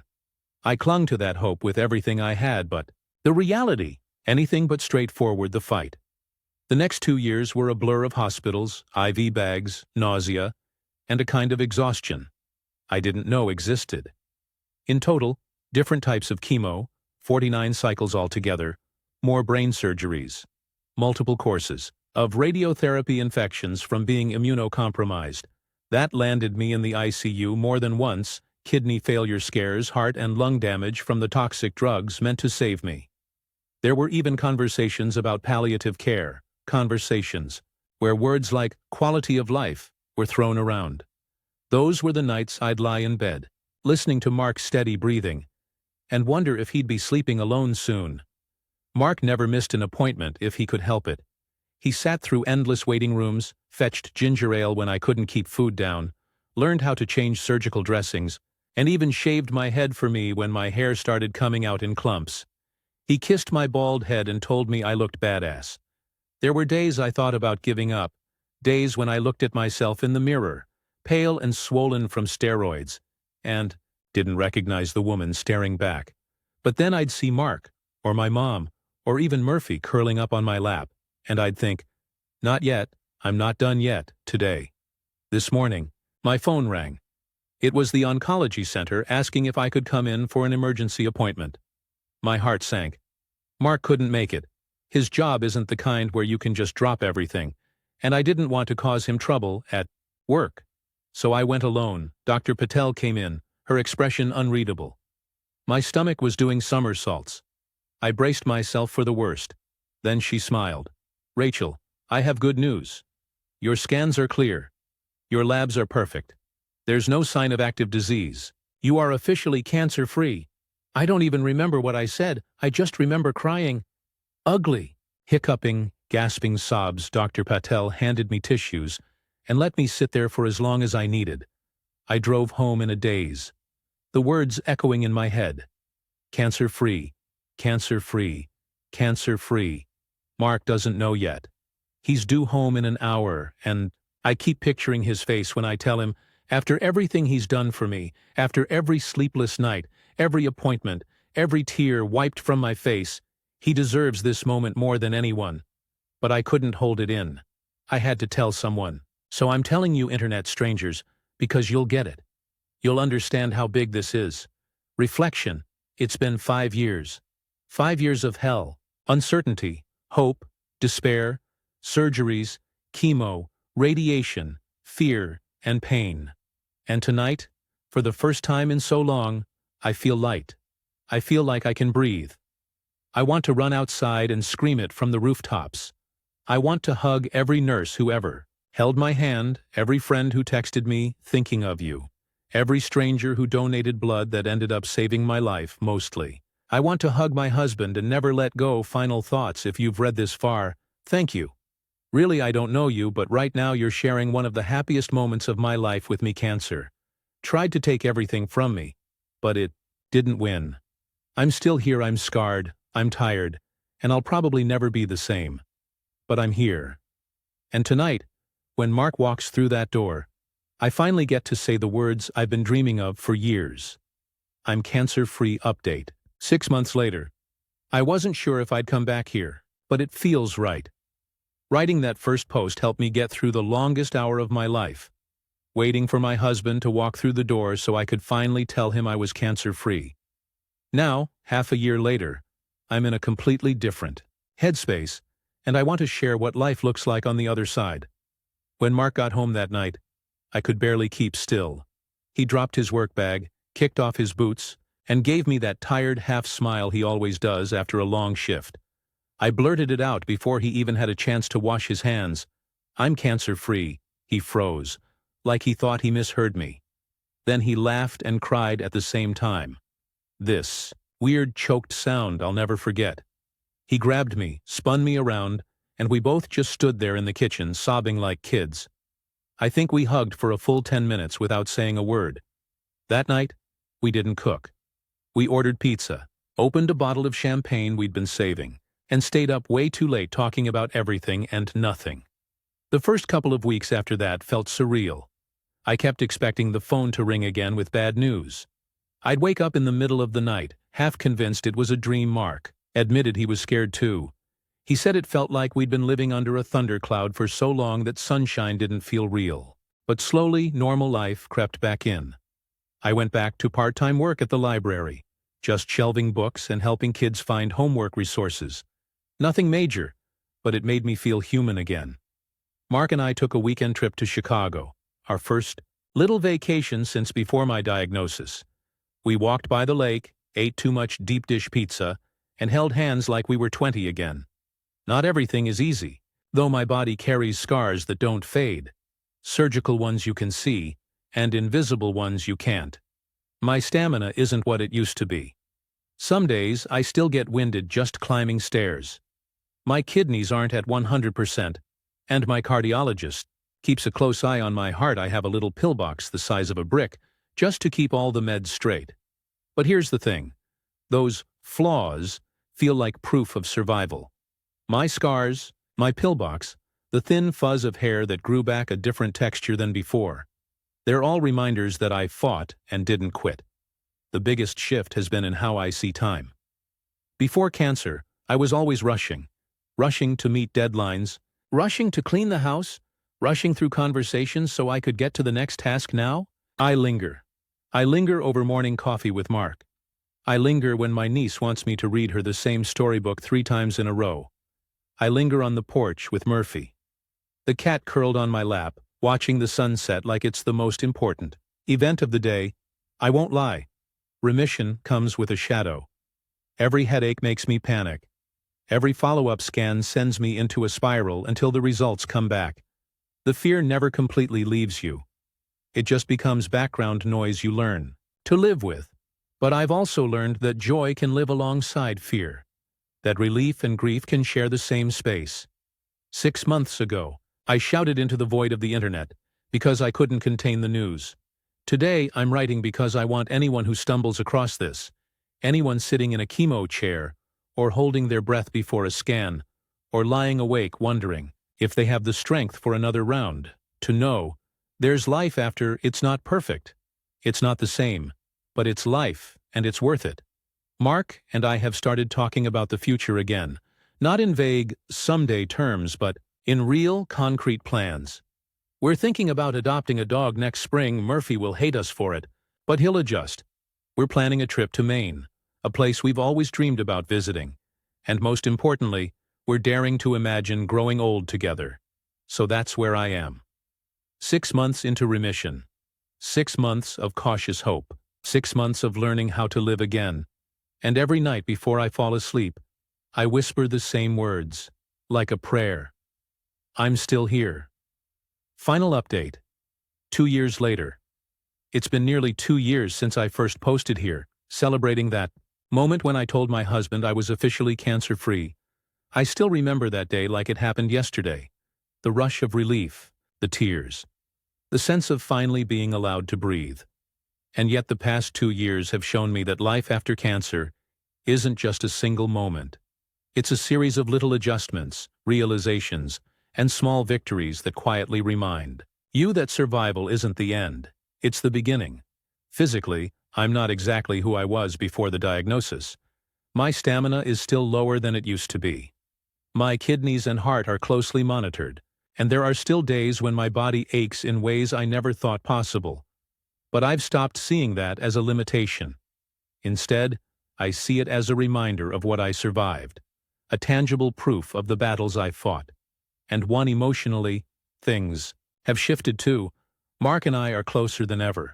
Though in ways I wouldn't have predicted, cancer didn't just test our love, it reshaped it. We argue less about trivial things now. We laugh more over small, silly moments, like Murphy, our cat, getting stuck in the laundry basket, or Mark accidentally spilling coffee on himself for the 3rd time in a week. Every shared smile feels amplified. Every hug feels heavier with meaning. We also welcomed a new little chaos into our lives. A dog named Scout. He's a rescue, rambunctious and stubborn, and he's brought us so much joy. Watching Mark and Scout bond makes my heart full. In a way that's hard to put into words, I can see how much life has changed for both of us. Not just because of cancer, but because of the way we learn to savor it. One of the biggest changes, though, has been in perspective. I've stopped sweating the small stuff. Traffic jams, minor arguments, even work stress. They don't feel like life or death battles anymore. I've learned to hold on to moments. Sunday morning pancakes with Mark, quiet evenings with Scout and Murphy, watching the sunrise from our porch. I still get scared. Every scan, every minor headache, every weird twinge in my body triggers a flash of fear. But fear doesn't control me anymore. I've learned to acknowledge it, let it pass, and then return to gratitude. I've also learned to speak up for myself more. Whether it's setting boundaries at work, asking friends for help when I need it, or just admitting that some days I'm not okay. 2 years out, I can say something I never thought I would. I am living, not just surviving. I'm not the same Rachel who sat in that oncology waiting room 2 years ago. I'm stronger, quieter in some ways, braver in others, and infinitely more aware of how precious life truly is. Cancer gave me a second chance at life, and I refuse to squander it. Every day is a gift. Every day I wake up, I try to see the small joys, the way sunlight hits the kitchen floor, the sound of Mark's laughter, Scout pawing at my feet for attention, Murphy kneading my lap as if he owns me. These are the things I fought for. These are the things that make survival meaningful to anyone reading this who is in the middle of their own fight. Please hold on to hope. Please keep showing up, even when it's hard. Please allow yourself to imagine a future worth fighting for. Even if it feels impossible, I am living proof that you can make it to the other side. And it's a place worth every ounce of struggle. Life isn't perfect, and it probably never will be, but it's alive, and that's more than enough. Stories number 11.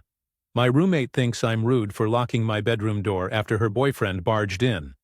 Twice. I'm 22, female, and I share a 2-bedroom apartment in Texas with my roommate, Rachel, 23.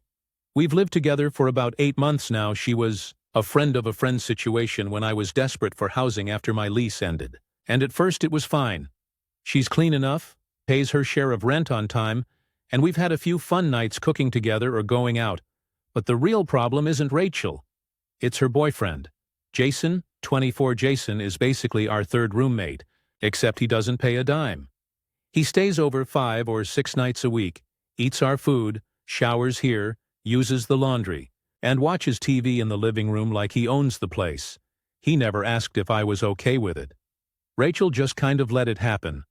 I tried to be chill about it because I didn't want to seem uptight, but things started crossing lines quickly. Jason has this habit of walking around the apartment like he's lived here forever. He leaves his shoes in the middle of the living room, dirty gym socks on the floor, and he once even borrowed one of my pans without asking, burned something onto it, and put it back dirty. I said something to Rachel. She half apologized, and he didn't say anything, but the worst part? He has barged into my room twice. The first time I was sitting on my bed reading in pajamas. He just opened the door and walked right in to ask if I had a phone charger. No knock, nothing.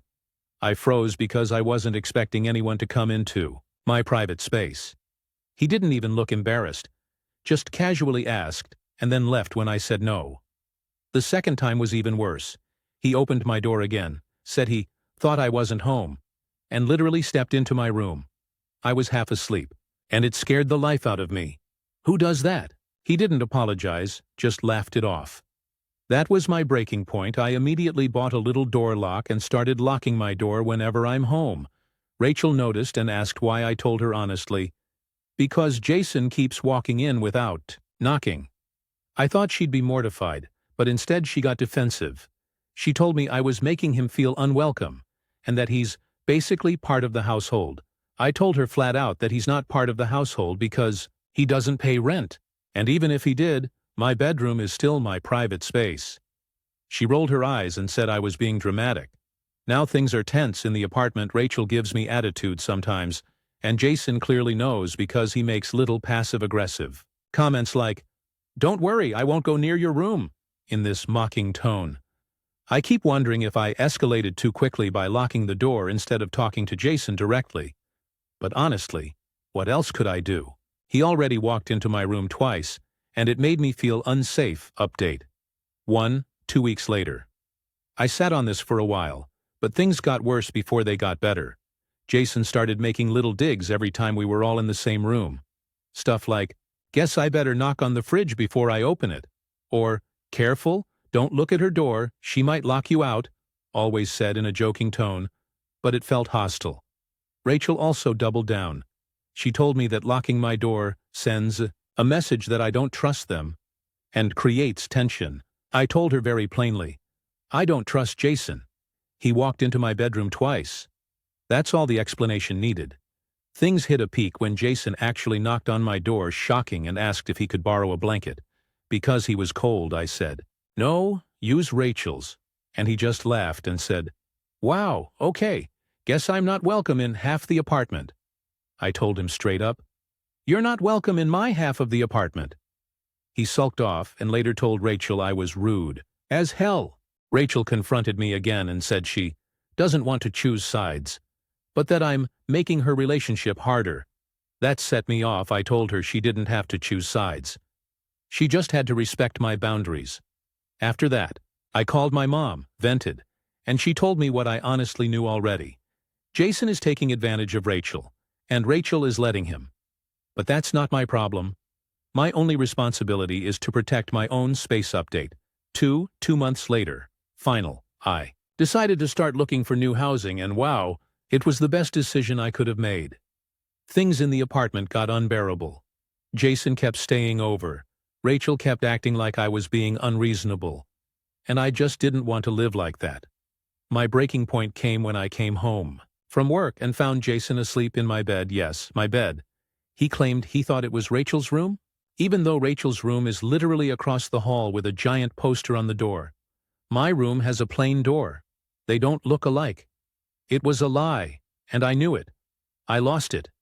I told him to get the hell out of my room and out of the apartment. He left, but Rachel came home later and accused me of being hostile. That night, I signed a lease for a studio. I moved out last week. My new place is small, but it's mine. My space. My rules. My peace of mind. Rachel and I are barely speaking now. She texted me a week ago saying she hopes I'm happy isolating myself and that Jason thinks I'm paranoid. I didn't respond. Looking back, I don't regret a single thing. I gave them months to get their act together. And they didn't. The lock on my door saved me so much stress, but ultimately, leaving was the healthiest choice. I feel safe again. That's worth more than rent, more than friendship, more than anything. Stories. Number 12. My month-long situationship turned into an exclusivity talk, and now I don't know what to do, so I 28 man met a girl, let's call her Emily, 26F, on Hinge about a month ago. From the very beginning, we clicked. Our texting was easy. She laughed at my dumb jokes, and she actually asked me questions back, which isn't always the case on apps. We met for coffee for our first date. Nothing fancy, just a local spot near her work. I thought it went really well. We ended up sitting there for almost 3 hours, long after our cups were empty. Just talking, she told me about her work in nonprofit administration, how she has a rescue dog named Milo, and how she's been burned by half-hearted guys who breadcrumb her, but never commit. I shared about my job in IT, my love of hiking, and my very mid-tier attempts at cooking. Our second date was a week later. Trivia night, at a bar. She's competitive as hell, which I loved. We didn't win, but we had so much fun afterward. She texted me, "You're seriously so much fun to hang out with, can't wait for next time." That made me feel like this was going somewhere. The third date was a movie, and we ended up holding hands. For me, that was the little shift from casual to something more. She seemed into it too. She texted me afterwards saying she couldn't stop smiling. Then came the fourth date, which happened to line up with my birthday. Emily insisted on celebrating with me, so we went to a nice Italian restaurant I'd been wanting to try. She even brought a little cupcake with a candle in it. After dinner, we went for a walk, and at the end of the night, we kissed for the first time. It wasn't awkward or rushed. It just felt right. Later that night we were texting, and the topic of exclusivity came up. I told her that I wasn't seeing anyone else. Honestly, I expected her to say the same, because she's been really enthusiastic with me. Daily texts, making time to see me, remembering little things I mentioned weeks ago instead. She told me she's still talking to another guy she matched with before me. They haven't met up yet, apparently because their schedules haven't lined up. She said it kind of casually, like it wasn't a big deal, and I just sat there staring at my phone feeling weird. On one hand, I know it's normal. We met on an app. Everyone talks to multiple people at first. She's not doing anything wrong. She was honest when I asked. If anything, that's a green flag. But on the other hand, we've had 4 solid dates. She celebrated my birthday. We kissed. She's met my friends. We text every single day. For me, that's more than just talking. 4 dates was enough for me to decide I don't want to pursue anyone else. I assumed she was on the same page. Didn't say any of this to her. I just said, "Okay, thanks for being honest." She added that she really likes where this is going with me, and she's not trying to mess it up, but she also doesn't want to rush into exclusivity too soon. Now I don't know what to do. Do I tell her I want exclusivity now, and if she's not ready, I walk away? Do I wait it out and risk being the guy she almost dated while she chooses someone else? Or do I just keep dating her like normal and see how it plays out? The truth is, I like her a lot, but I also know what I want. Exclusivity.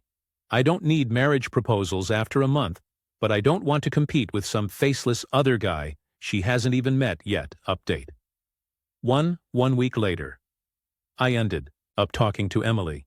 We went out again. This time just grabbing tacos after work. I didn't want to make it a huge, sit down, we need to talk vibe, but I also didn't want to keep stewing. So while we were walking back to her car, I just said, "Hey, I want to check in about something. I really like where this is going, and I've decided I want to be exclusive. That's what I'm looking for. How do you feel about that?" She didn't get defensive. She didn't laugh it off.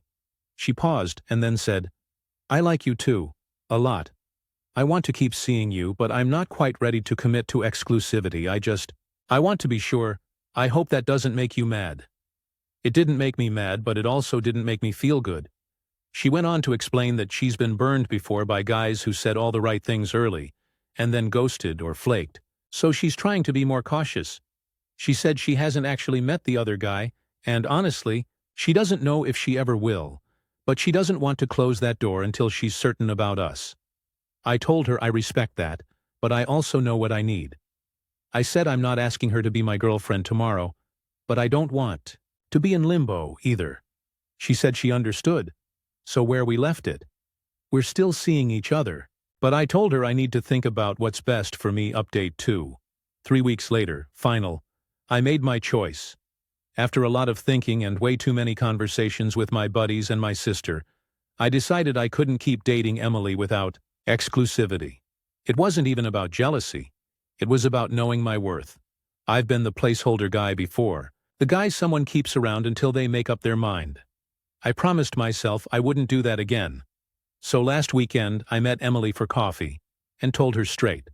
I said, I like you. I've had an amazing time with you, but I can't keep dating you if you're not ready to be exclusive.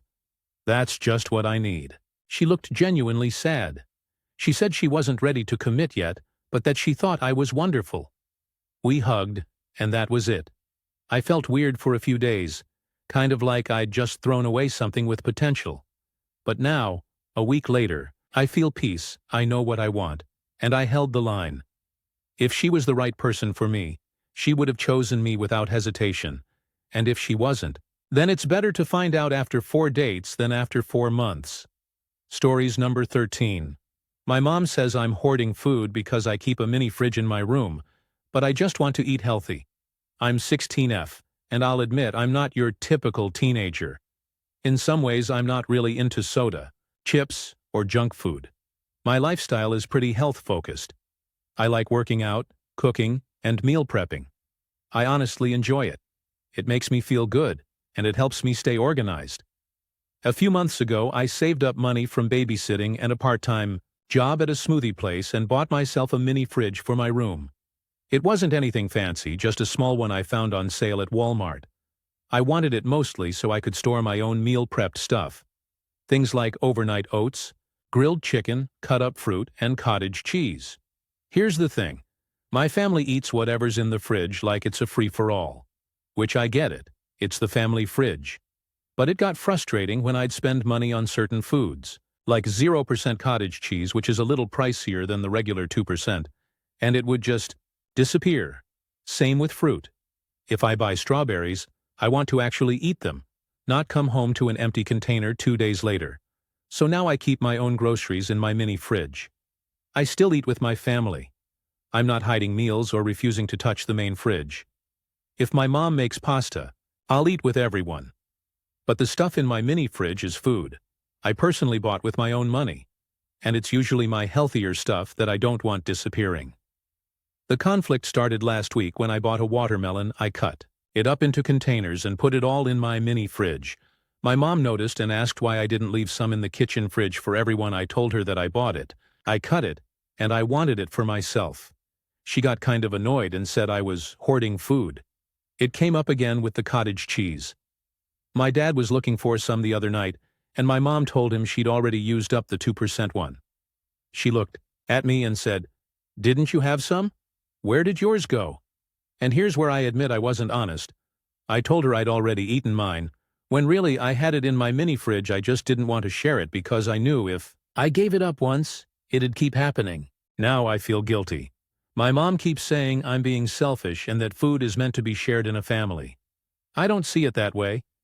To me, it's not like I'm taking food away from them. Whatever's in my mini fridge is food I bought. They didn't spend a dime on it. It's not like I'm sneaking food out of the main fridge, but now there's tension in the house. My mom says it's weird for a teenager to hide food, and that it looks like disordered eating. I don't think that's true. I don't have an eating disorder. My parents do provide food. I'm not starving. I just like healthier options and sometimes spend extra for the stuff I prefer. So now I'm stuck wondering if I'm wrong here. Am I being selfish, or am I just setting boundaries? Update 1. 3 days later, things kind of blew up after I posted this. My mom found out about the cottage cheese lie. She saw me pulling a container out of my mini fridge and realized I hadn't eaten it all. Like I said, she got upset and told me I was being sneaky. She said, "We're your family, not strangers. Why are you acting like you can't share with us?" I told her that it wasn't about being sneaky. It was about not wanting to lose the food I personally paid for. I reminded her that I don't touch my dad's protein shakes or my brother's chips, because they bought those themselves. She didn't really have a response to that, but she still seemed annoyed. Later, my dad pulled me aside. He's usually calmer about stuff. He said he gets where I'm coming from, but that I should at least keep some things in the family fridge too. He said it looks suspicious to keep all my own food locked away in my room. I told him it wasn't about secrecy. It was about convenience and boundaries. The one person who's actually on my side is my older sister, Ashley 19F. She's in college and still lives at home, but she totally gets it. She meal preps too, and she said she's had the same problem with our family eating her food. She even told my mom, "If she bought it, it's hers. You can't call that hoarding." That helped a little, but my mom still seems weirdly bothered. Update 2. 1 week later, the situation got worse before it got better. I came home from school one afternoon and found that my mini fridge was unplugged. My mom admitted. She did it. She said, "If you want to keep food in this house, it belongs in the kitchen, not locked up in your bedroom." I was furious. Some of my food actually spoiled. The cut watermelon I'd prepped went bad. I told her that was unfair. I paid for the fridge with my own money. I paid for the groceries I wasn't stealing or hiding. She said, "You're under my roof. You follow my rules. If you want to keep a private fridge, you can wait until you move out." That night, Ashley blew up at her too. She told my mom she was being controlling and that I wasn't doing anything wrong. My dad ended up being the mediator again, and eventually, they agreed I could plug my fridge back in. But the rule is, I have to be more open about what's in there. Meaning, if my dad really wants some cottage cheese, or if my little brother wants a slice of watermelon, I shouldn't. Flat out refuse. I said I could live with that compromise, even though it still feels unfair. Update 3 final 2 weeks later. Things have finally calmed down. My mom isn't thrilled about my fridge, but she's accepted that I'm not doing this because of an eating disorder or anything sinister. She even admitted the other day, "I guess I overreacted. I just don't like the idea of my kids hiding food." I told her I understood but reminded her that boundaries aren't the same as hiding. Since then, I've been more upfront. If I cut up watermelon, I'll leave a bowl of it in the kitchen for everyone and keep the rest in my fridge. If I buy cottage cheese, I'll offer them a spoonful before putting mine away. Honestly, that little gesture seems to make them feel better, even though I'm still keeping most of it for myself. I still feel like I wasn't wrong, but at least the house isn't tense anymore. I can live with the compromise. And Ashley told me she's planning to get a mini fridge for her room too. So now at least I won't be the only food hoarder in the house. Stories. Number 14. My boyfriend hit me. I'm 16. And honestly, I never thought I'd be the girl writing something like this. I've been dating this guy for almost 8 months, and up until now, he's been the sweetest person to me. He was my first real boyfriend, my first kiss, my first "I love you." I thought I'd found someone who really cared about me, especially because he was the type to text me good morning every day, walk me home after school, and hold my hand like he never wanted to let go. But last night something happened, and I don't know how to process it. We were at his place, hanging out in his room. I had done my makeup a little differently. Eyeliner a bit heavier, a touch of glitter that my best friend Jessica had convinced me to try.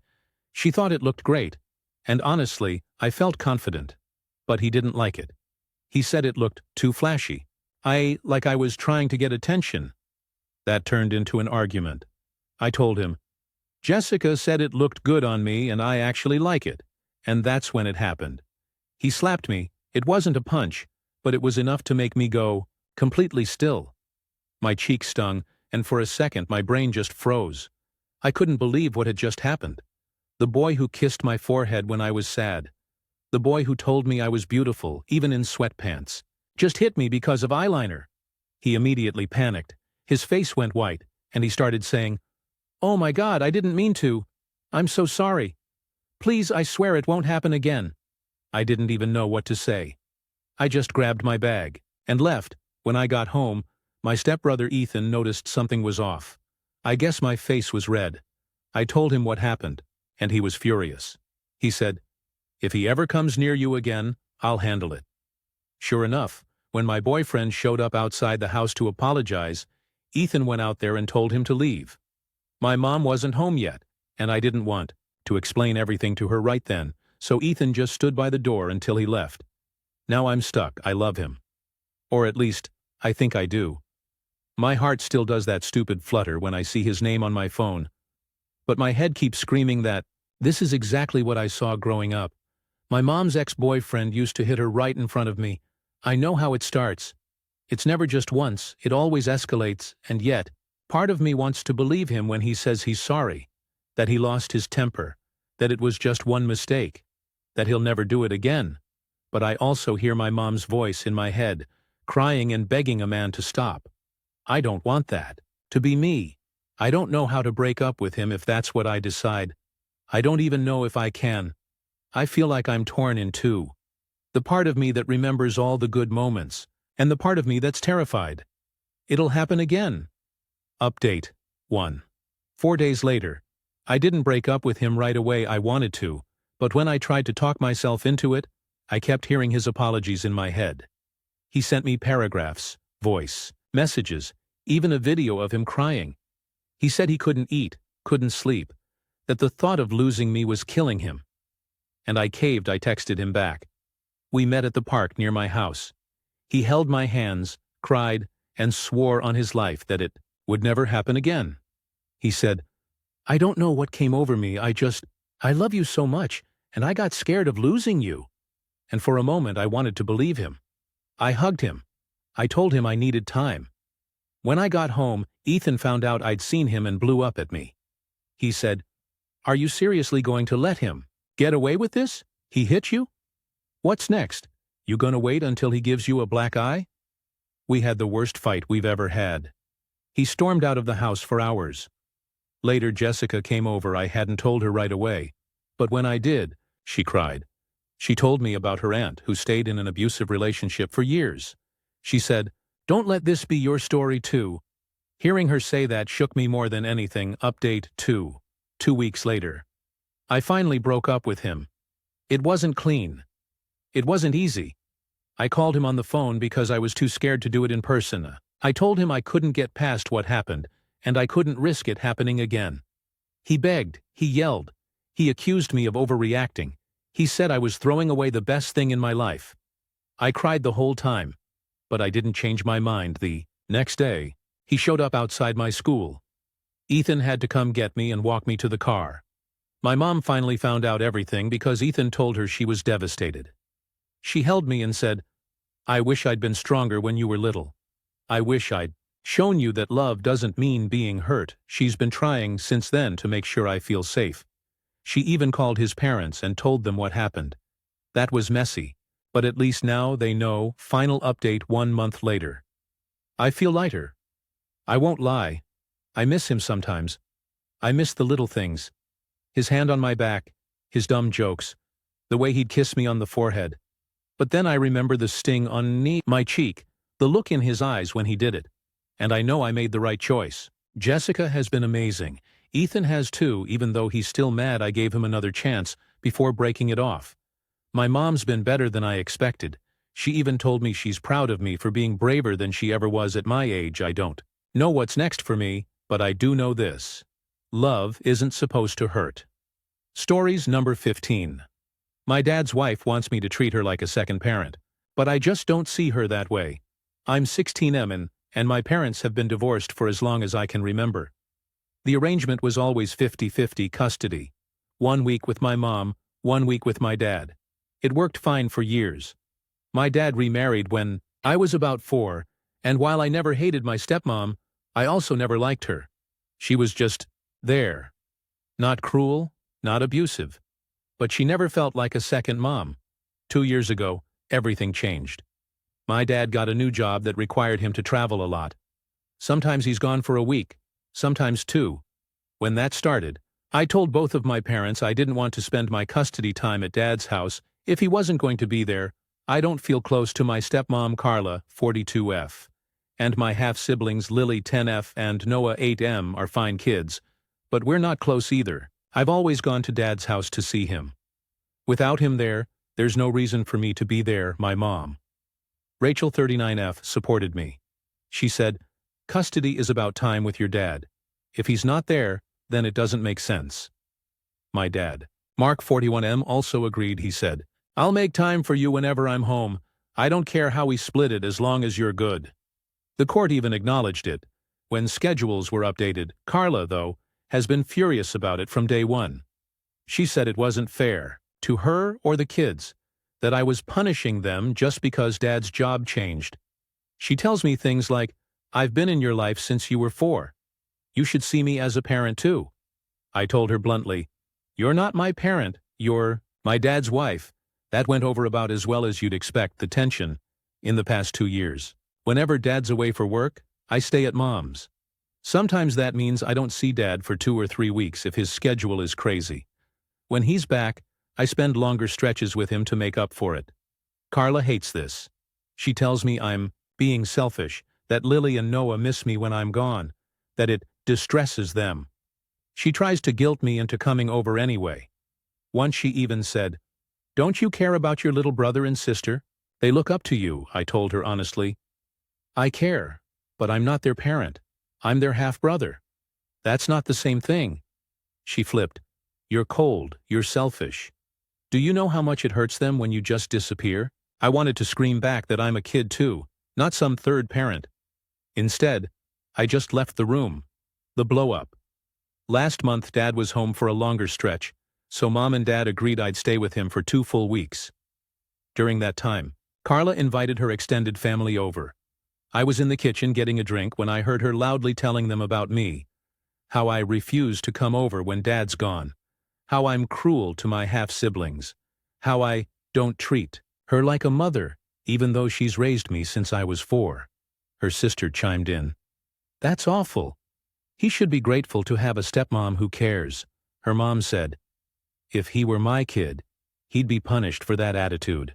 I just stood there, listening to them tear me apart like I wasn't in the house. Finally, I grabbed my bag and left. Dad was working a half-day, so I went home when I knew he'd be back. When he walked in, he found Carla screaming at him. She was saying things like, "It's not right that he doesn't love me after all these years. It's not fair that he doesn't care about his siblings." Dad told her to stop. He said, "He's a teenager. You can't force him to feel something he doesn't." She yelled back that I was heartless, that I had no empathy, that it was his fault for letting me get away with it. I was upstairs listening to all of it. When I came down, she glared at me and said, "You need to hear this. You are part of this family, whether you like it or not, and you owe us your love." I told her flat out, "I don't owe you anything. I come here for Dad. Not for you. Not for them." Then I left again and went back to Mom's. The guilt tripping. Since then, Carla has been on a warpath. She's texted my mom multiple times ranting about me. Stuff like, "He's ungrateful. I've given him everything. He should treat me with respect and love." Mom just ignores her. But I can feel the pressure building. Carla tries to corner me whenever I do come over, asking questions like, "Don't you think Lily and Noah deserve to have a big brother who's around?" Or, "Don't you realize how much you're hurting your dad by rejecting his wife?" It's exhausting. Where I'm at now. Here's the thing. I don't hate Carla, but I don't love her either. She's not my mom, she never was. And I don't want to spend my time at her house when my dad isn't there. I don't care if she's capable of parenting me. I don't need her to. I already have 2 parents. But now I'm second-guessing myself. Am I really being cruel by not visiting when Dad's out of town? Am I a bad brother to Lily and Noah because I don't want to play family without Dad there? Carla acts like I'm breaking her heart, but at the same time, she doesn't even like me. I can see it. The way she talks about me when she thinks I can't hear. The way she avoids answering when Dad asks her directly, "Do you even like him?" She'll say, "Of course I love him." But never, "Yes, I like him, I don't know." Maybe I'm the one being stubborn. Maybe I should just suck it up and go, even when Dad's gone. But every time I imagine staying there with just her and the kids, I feel angry, like I'm being forced into a role I never signed up for. So yeah, that's where I'm at. Stories number 16. My friend called me a fake friend because I wouldn't let her use my gym membership. I, 27F, have been a member at my gym for about 2 years now. It's honestly one of the best decisions I've ever made for myself. I started going because I was dealing with a lot of stress at work, and the gym quickly became my outlet. It's not just a place to exercise for me, it's part of my daily routine, almost like therapy. I splurged on a premium membership. It's about $120 a month, which I know is a lot, but it comes with full access to all locations, unlimited group classes, guest passes a few times a year, and even a few personal training sessions included. It's worth every penny to me. My friend Jenna, 27F, also used to go to a gym. Different chain, different vibe. She signed up last year after I wouldn't shut up about how much I loved mine, but a few weeks ago, she told me she canceled her membership. She said money's been tight and she couldn't justify the expense anymore. I told her I understood, life happens. I even suggested free alternatives, YouTube workouts, jogging at the park, a couple of community fitness classes that are donation-based. She kind of brushed me off like those weren't real options. The ask about a week after she canceled, Jenna and I were getting coffee when she dropped it on me. She said, "So, I was thinking, since you have the premium pass, could you, let me use your membership sometimes? Just so I can come with you and do a couple of the classes?"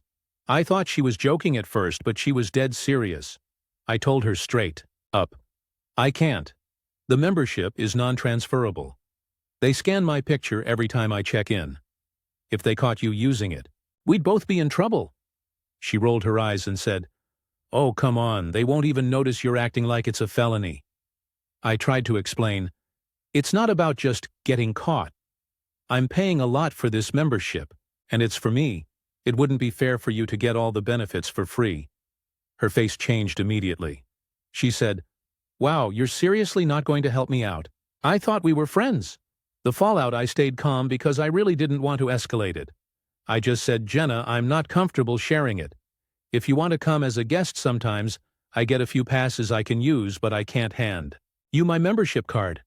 She pointed her finger right at me and said, "You're not a real friend." Then she stormed out of the cafe. It was embarrassing. People were definitely looking. Later that night she texted me, "I can't believe you care more about some stupid gym rules than helping your best friend. Don't bother calling me for a while." I didn't respond because honestly, what could I even say? What's been happening since? It's been about 2 weeks since that blow-up. She hasn't reached out, and I haven't either. A mutual friend, Claire, 28F, mentioned that Jenna told people I was being stingy and selfish for not letting her tag along. Claire asked me what actually happened, so I told her everything. Her response was basically, "Yeah, Jenna's being dramatic. That's her problem, not yours." Still, I can't help but feel guilty sometimes. I replay the scene in my head like, was I too rigid? Should I have tried harder to compromise? Maybe offered to go walking with her more often, or do free workouts together? But then I remind myself, it wasn't just about money or rules. It was the entitlement. Jenna acted like she was owed my membership, and when I said no, she immediately made me the villain. Why it matters to me. Here's the bigger picture.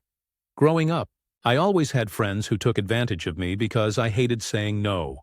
I was the kid who shared homework answers, lent out clothes that never came back, bought the group snacks when no one else pitched in. As I've gotten older, I've been working on setting boundaries. The gym is one of the first things in my life that feels truly mine. I pay for it. I use it. I love it. So when Jenna asked me to just hand it over, it hit a nerve. It felt like slipping back into the old me, who always gave in. I'm not willing to risk losing something I worked hard for, just because she doesn't want to pay for her own membership. Where things stand now, Jenna hasn't apologized. Last I heard, she's been complaining about me to a couple of people in our friend group. Nothing too explosive, just little digs like, "Some people don't value friendship the way I do. I don't know if our friendship will survive this." Honestly, I'm not closing the door completely. If she reaches out and wants to talk like an adult, I'd listen. But right now, I'm not chasing her down, because at the end of the day, I don't think I did anything wrong. I protected something that's important to me. I followed the rules and I stood by my boundary. It still sucks to be called a fake friend over something like this, but maybe that just shows me what the friendship really was. Stories number 17.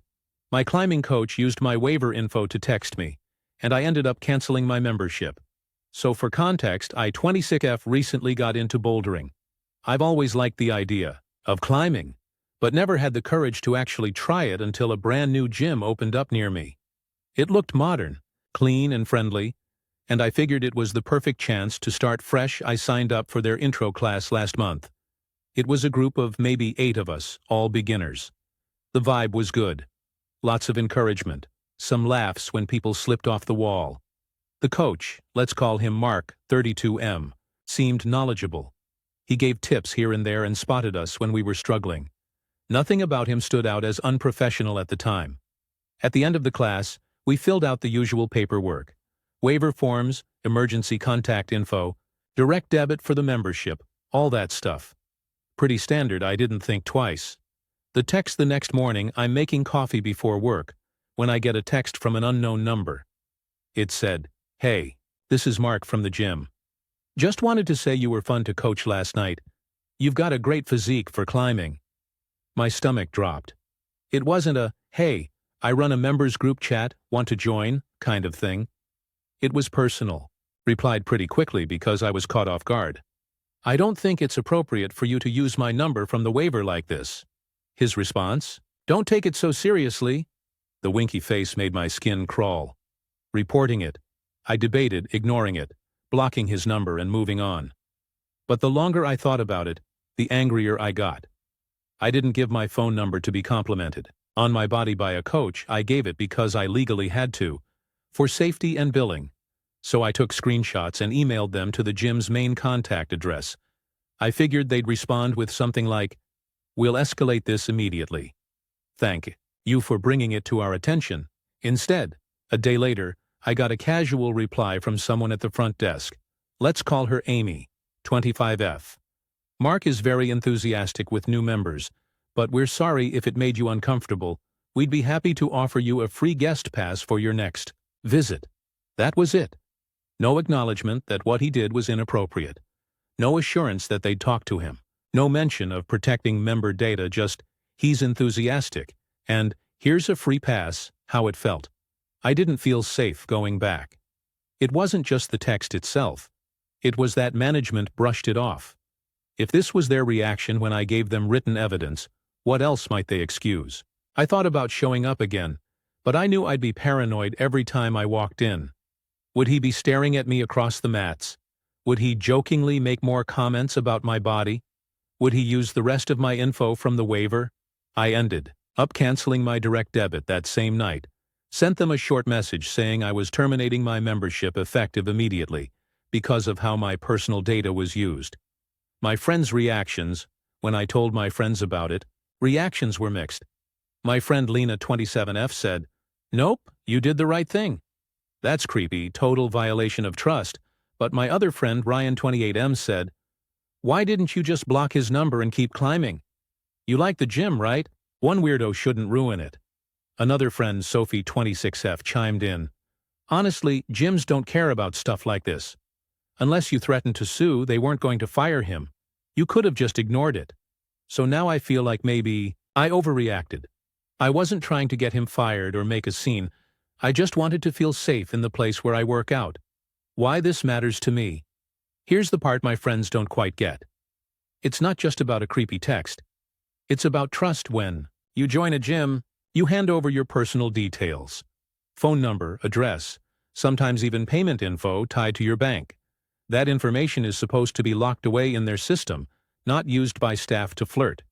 If Mark felt comfortable enough to grab my number and text me within one day of me joining, that tells me he doesn't think there will be consequences. And the gym's response basically confirmed that. What if he does it to younger members? Teenagers who don't know how to say no? What if someone else has an even worse experience because management doesn't step in? Where things stand now, I've started going to another climbing gym across town. It's a bit pricier, and the commute is longer, but I already feel safer there. The staff is professional, and no one's sliding into my DMs the morning after class. Mark did try to text me again a few days later with, "Hope you didn't take that the wrong way. You should come back, I'll help you with technique." That sealed it for me. I didn't respond. Just blocked the number. Sometimes I feel a pang of guilt for leaving so abruptly. Like maybe I should have pushed harder with management, escalated it to corporate, or even posted publicly. But at the same time, my gut told me to protect myself first. I didn't want to be the girl who sticks around waiting for someone to get worse before action is taken. So yeah, I canceled my membership, walked away, and I don't regret it. But every time my friends call me dramatic for it, I wonder if I should have handled it differently.